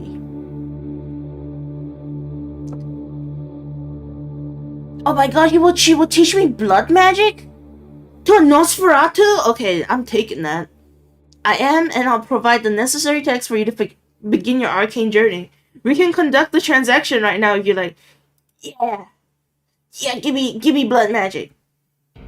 Dr. Call removes her lab coat and rolls up her sleeve. Get it over with, she says. You've noticed that she's a bit squeamish about what she is and what her existence necessitates. Nonetheless, you kneel. Her blood is like starlight, cold and clear, full of patterns you can't understand. You drag yourself away. Only a little daze. Awful, Dr. Call says with a little shudder. But now your real studies can begin. Your real studies consist of a syllabus, 30 pages, and a trunk full of books, 35,000 pages. Are you disappointed, Briar? She says with a little laugh. Were you expecting something more mystical? A bolt of cosmic enlightenment? A conversation with your holy guardian angel who would reveal the answers you seek? She bangs the trunk as technicians get ready to load it into your truck. Get reading.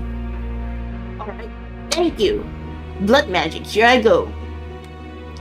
Dr. Call smiles, a dazzling expression that ripples across her face and momentarily makes her look like a real person, not an animated corpse. But then her heavy brows knit together in thought. This will take careful time, she says. Ideally, here's what will happen. 𝑰𝒐𝒂𝒏 here gets into your truck, so it looks like I'm going to Tucson to speak directly to Prince Atoll. I will drive to where the vampire hunters are staying. I know several Camarilla fronts between here and Tucson. When we reach one, you text me with a number that corresponds to where you are, and then real me tells the vampire hunters where you are. You stop to get gas. They show up. You peel out, leaving 𝑰𝒐𝒂𝒏 vulnerable. They burn her to ash. Since you're at a Camarilla front, at least one of Prince Atoll's retainers witnesses my destruction. You've tangled with hunters before, so you and the Tremere go over every possible detail and angle of the approach until late into the night. By the next evening, you're ready to go. Dr. Call slips a positively antique burner phone into your front pocket. Text me when you find a good place, she says. I need to prepare a good disguise so I can meet the hunters. I want to ask about Giselle. She's suffering, by the way. You're so young, Call says. She unexpectedly touches your face, then yanks her hand away, disgusted by her own display of tenderness. But what would you have me do, Briar? She tried to destroy me. I could kill her, or I could study her. Right now I'm using her up. Every night that passes, she's a little weaker, and I understand a little more. Don't dwell on human concepts like justice, Briar. Dwell on knowledge, on understanding. That's something like assassins like Giselle and these hunters can't take from us. Call disappears to make plans. 𝑰𝒐𝒂𝒏 isn't much of a conversationalist, but she can follow basic instructions and even recite a few rote sentences. You stick a pair of cheap sunglasses on her face so no one notices her vacant stare. An hour outside Tucson, in a place called Mezcal, you spot an eagle circling overhead. You can't tell if it's Riga, but from the overcrowded look of a nearby mobile home park, you know that the kindred are active here. You pull into one of the 24-hour gas stations Dr. Call believes Prince Atoll monitors, a rundown quick map between an upscale residential neighborhood and those mobile homes. The woods dividing the communities are full of concertina wire to keep people on their side of the line. You send a text to Dr. Call. 8. This is the 8th of 23 locations you and she planned on. You'll pass the message along to the vampire hunters, who have already been alerted to your movement in the area. Then all you have to do is shove IC-12 out of the passenger door and get out. This is a good location. The garage near the gas station belongs to Prince Leto, and another one you pass a mile back has a Karambit logo of one of Julian Sim's companies. You notice it on your way here. 2 defensible locations within a few miles isn't bad. You park the Nissan in an out-of-the-way spot and get IC-12 outside so you don't lose the truck if someone blows her up with surplus military weaponry. Then you and Wolf circle the Quick Mart on foot, checking for ways out of town, both in your truck and on foot.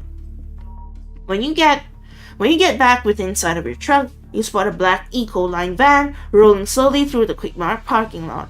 Off-road light bar, rear winds, tinted windows, those are hunters. You reflexively tug your neon snapback down. They park, and 4 men hop out of the back of the truck, armed with a mix of shotguns and machetes, good weapons for putting vampires down. The driver is the last to exit. Like the others, she's wearing body armor, and her neck is conspicuously protected by an iron collar. These aren't frightened amateurs. Still, when they spot IC-12 and start closing in, you realize that Dr. Call's plan is working. They'll be able to surround and destroy her without difficulty, and you have a clear path back to your truck. Then all 5 hunters drop in less than a second. A moment later, IC-12 falls with something in her back that looks like a sparkler. She screams once as the hissing white sparkler flares, then it burns her to ash. Oh, no.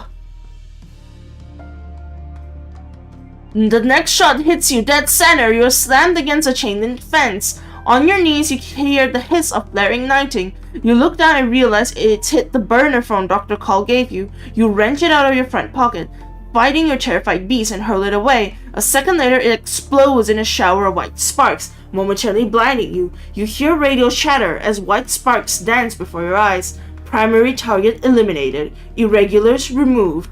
Engaging secondary target now. 2 agents with Phoenix badges on their arms close in. Unlike a lot of hunters, these troops have identification. They're with the 111th Military Intelligence Brigade. The SI must be infiltrating the US Army. They're holding modified shotguns, almost certainly dragon breath rounds, incendiaries that will burn you to ash. 4 more agents fan out behind them, armed with heavy automatic rifles. Their flag vests say FBI. The agents aren't wearing night vision goggles because of the flares, so they've momentarily lost you in the darkness, but they move with cool professionalism, turning on flashlights attached to their weapons and sweeping the Quick Mart parking lot. You really only have 2 choices. Do you go for your truck now or later? They haven't noticed your truck yet. They'll find you eventually on foot, but you can try luring them away from your truck, or just jump in a Nissan now and peel out before they are fully organized. Oh, you're having power outage, Elite Trainer? Is everything okay? I think I'm just gonna try and go for the car because my driving is like really good. My driving is 2 and my dexterity is pretty high, so I think I can make it. Let me think first.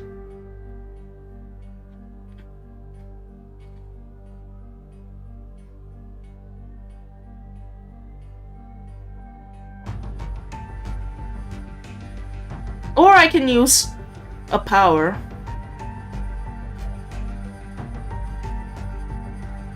Power got back down. Oh, okay.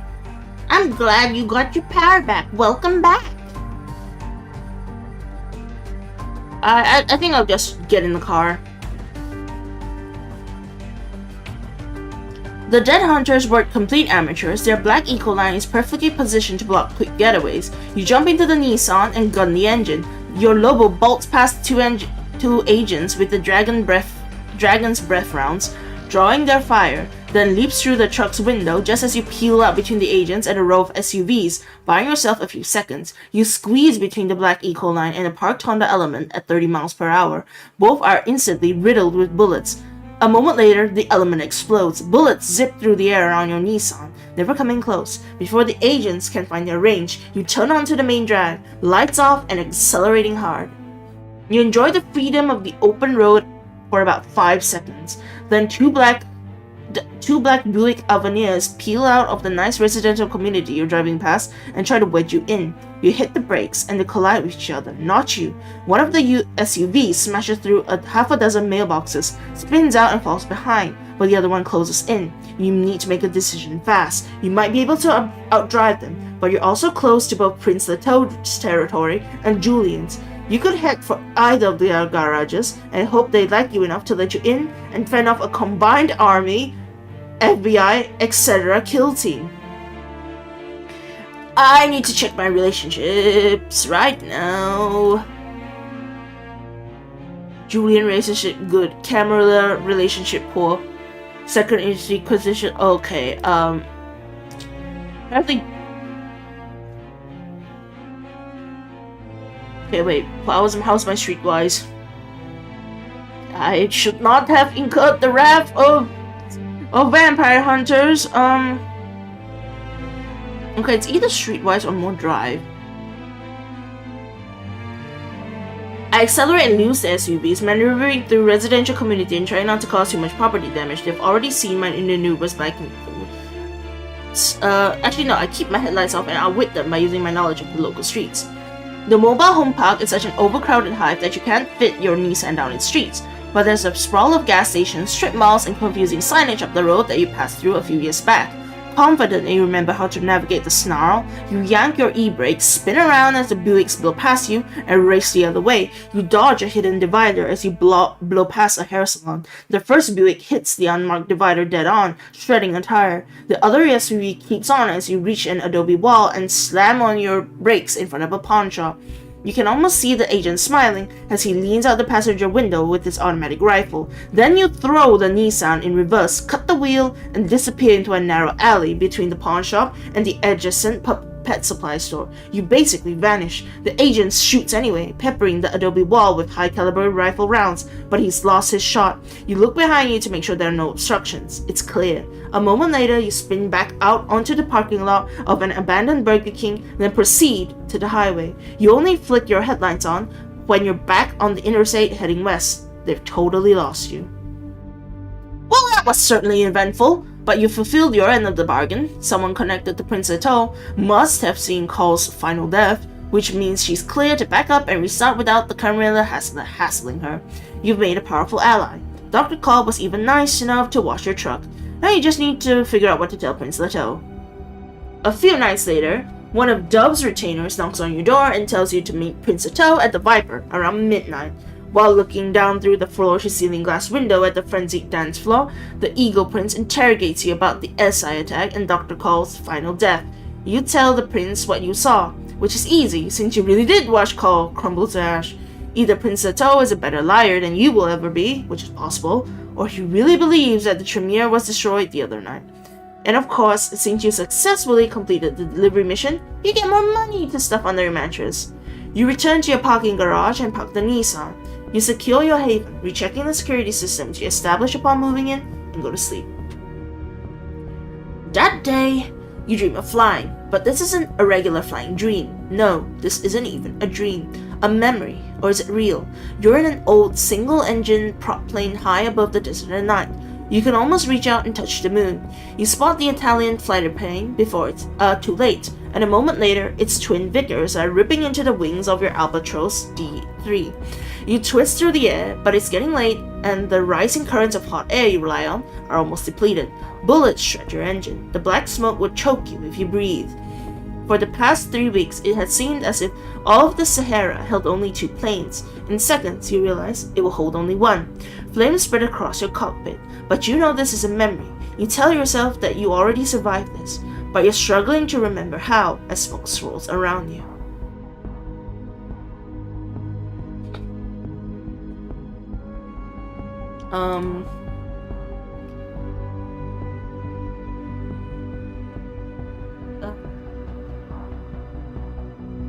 Yanked the control stick down with strength and skill. Crashing was safer than burning. You hold on even as flames rise around you. All your strength bends to the task, forcing the nose of the burning Albatros. Wait, did my strength go up? Yeah, my strength went up by 1. then down with an impact hard enough to shatter bone. But your plane doesn't hit nose first, and you're thrown clear of the devouring flames. The experience is agonizing, of course, but you've endured worse in your long on life. And as you drag yourself away from the wreckage, you contemplate what you learned these past few weeks. May 1916. If there's one thing centuries of war have taught you, is that you miss the good life. You don't consider yourself greedy, exactly, and Canaanites only have a few real needs, but a nice haven where dappled moonlight spills down into a scented garden, soft music and softer silk, security, peace, wealth, contentment, maybe a few fat gold coins to let slide through your fingers. By God, is that too much to ask of the world?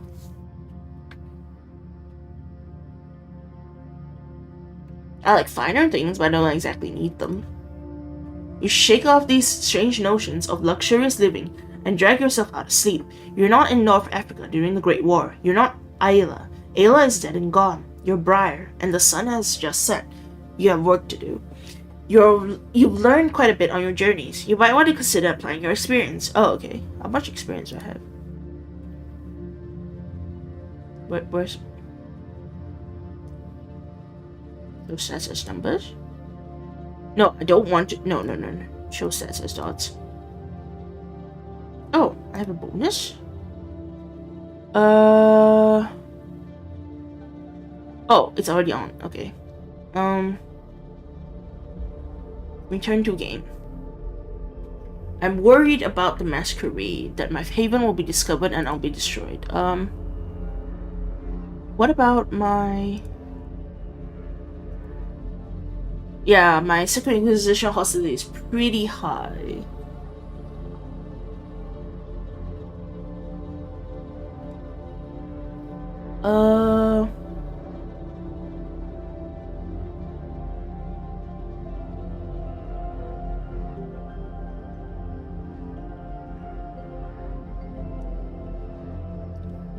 Where can I unlock deeper and more powerful blood?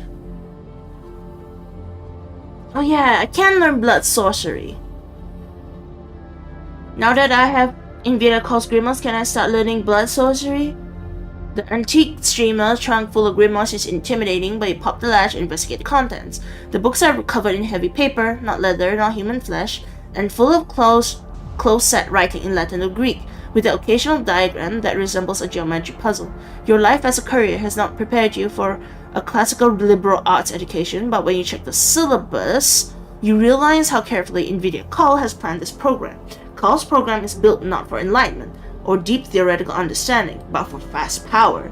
You flip past the disclaimers about the masquerade breach this collection represents if it falls into the wrong hands. The first page of the actual syllabus says, Week 1, A Taste for Blood. You will need Path of Blood Volume 1, pages 14 to 565.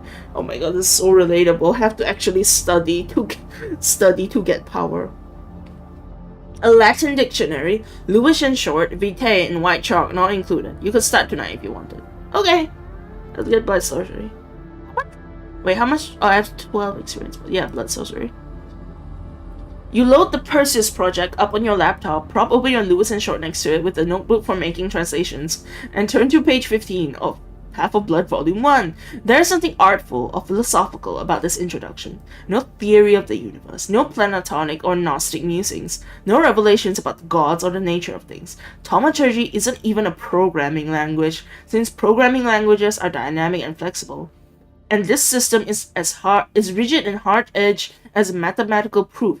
You translate the blunt, functional Latin and reveal a series of flowcharts and if-then statements, instructions for how to modify specific diagrams based on your clan and generation and the state of the world around you. You spend 2 nights memorizing these complex and intricate instructions before you feel your blood move the way called 𝑺𝒐𝒄𝒊𝒂𝒍𝒔. It hurts. You transcribe the final line on page 565. Now you're able to determine the resonant property of human blood. The next 3 chapters adapt the procedure for analyzing the blood of animals. Okay. More blood sorcery. More blood sorcery. Oh man, I need a house. Okay, then I'll go get a house. Where's my house? Wait, I need a house. Where do I buy a house? Better vehicles. No better vehicles. We're getting a house. Where's my... Oh yeah, I need to feed too, but I need a house first. I want a house first. Where's my... Oh, real estate office. Yeah, there we go. I'm not reading that. Or should I read that? Oh, okay, fine, I'll read that. Acquiring property as a canine isn't easy. Some nights you think the whole point of the Camarilla is to make sure your vampires can buy property. Everything else the Camarilla does, useful and monstrous, falls out of the need to make sure everyone has a roof overhead.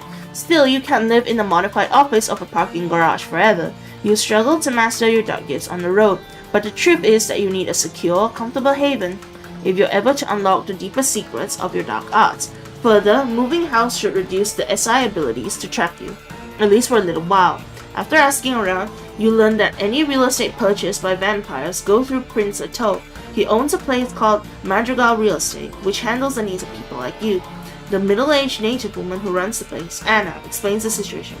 The problem isn't just that you can't head down to the real estate office at 3 in the afternoon. Your legal identity is a cobbled-together fiction that is always changing its shape to avoid scrutiny. You could use your ID to buy some for local, and it's enough to let you own a car, but property.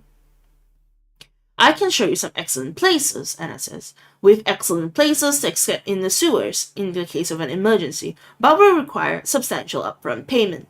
That's how we handle the legal hurdles. We don't want anyone investigating your identity and wondering why your ages don't match up, understand? You nod. It's obvious that Leto is getting his beak wet here, but in exchange, he's providing you with some degree of security if you're investigated. Well then, let's see what we can do for you.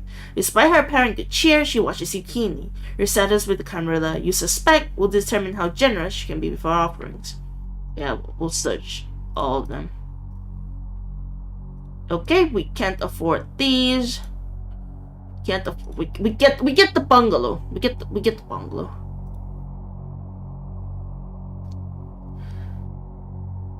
Okay, now we can hone our blood more. We increase blood sorcery as 𝑧𝒐𝒄𝒊𝒂𝒍𝒔. That's so funny. Oh, never mind. I need a better haven. That's annoying. So I guess I can't get max blood sorcery. Ooh.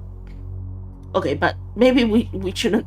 I'm just trying to play a Tromir as a Nosferatu. I probably shouldn't be doing this. You know what? Let's get animal obfuscate now. Instead.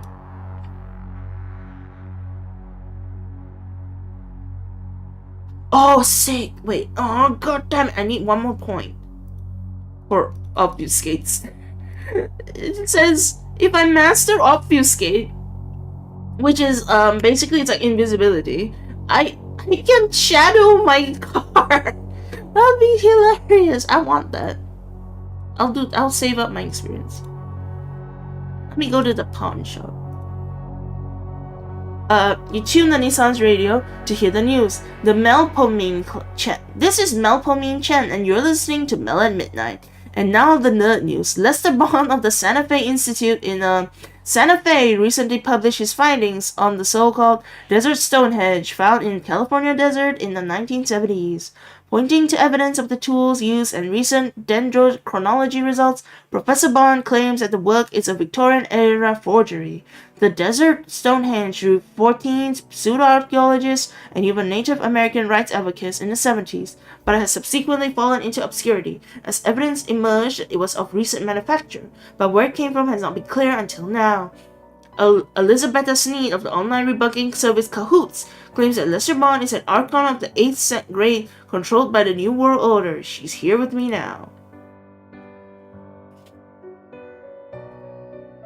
Okay. So, we'll just see what they have. Oh, that's a...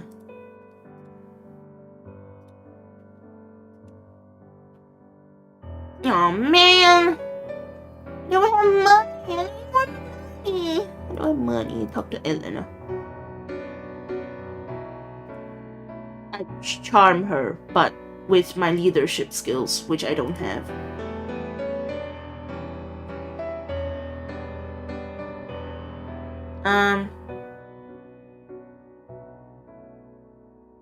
go back to shopping. Well, she agreed. I didn't read that out because it's not. It's just like basically we're just setting up for the next scenario. That's why I didn't read that part out. What can we do now? Oh yeah, we need to feed blood. Oh wait, I need to repair my car.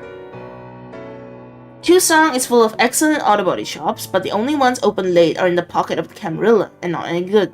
You suspect that your sire Dove has more or less exclusive access to them, and while you and Dove have a good working relationship, you don't have to rely on your sire for favors. You turn elsewhere, even checking the edges of town, but nothing is open.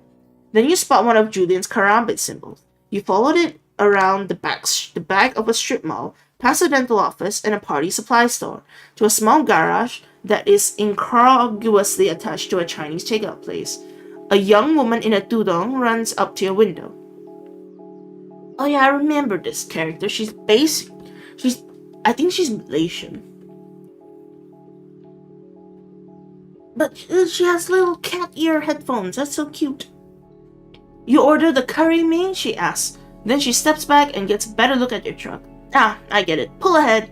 The garage is called Fine Motor Skills, and it looks like a professional operation headed by an older man and his sons, while the woman handle the takeout next door. The older man looks over your Nissan, stares at you for a long time, then nods. Apparently, both of you passed the test. The younger son even smiles a little. These aren't ghouls, but they know Julian, and as long as the Banu Hakim likes you, you should get reduced prices.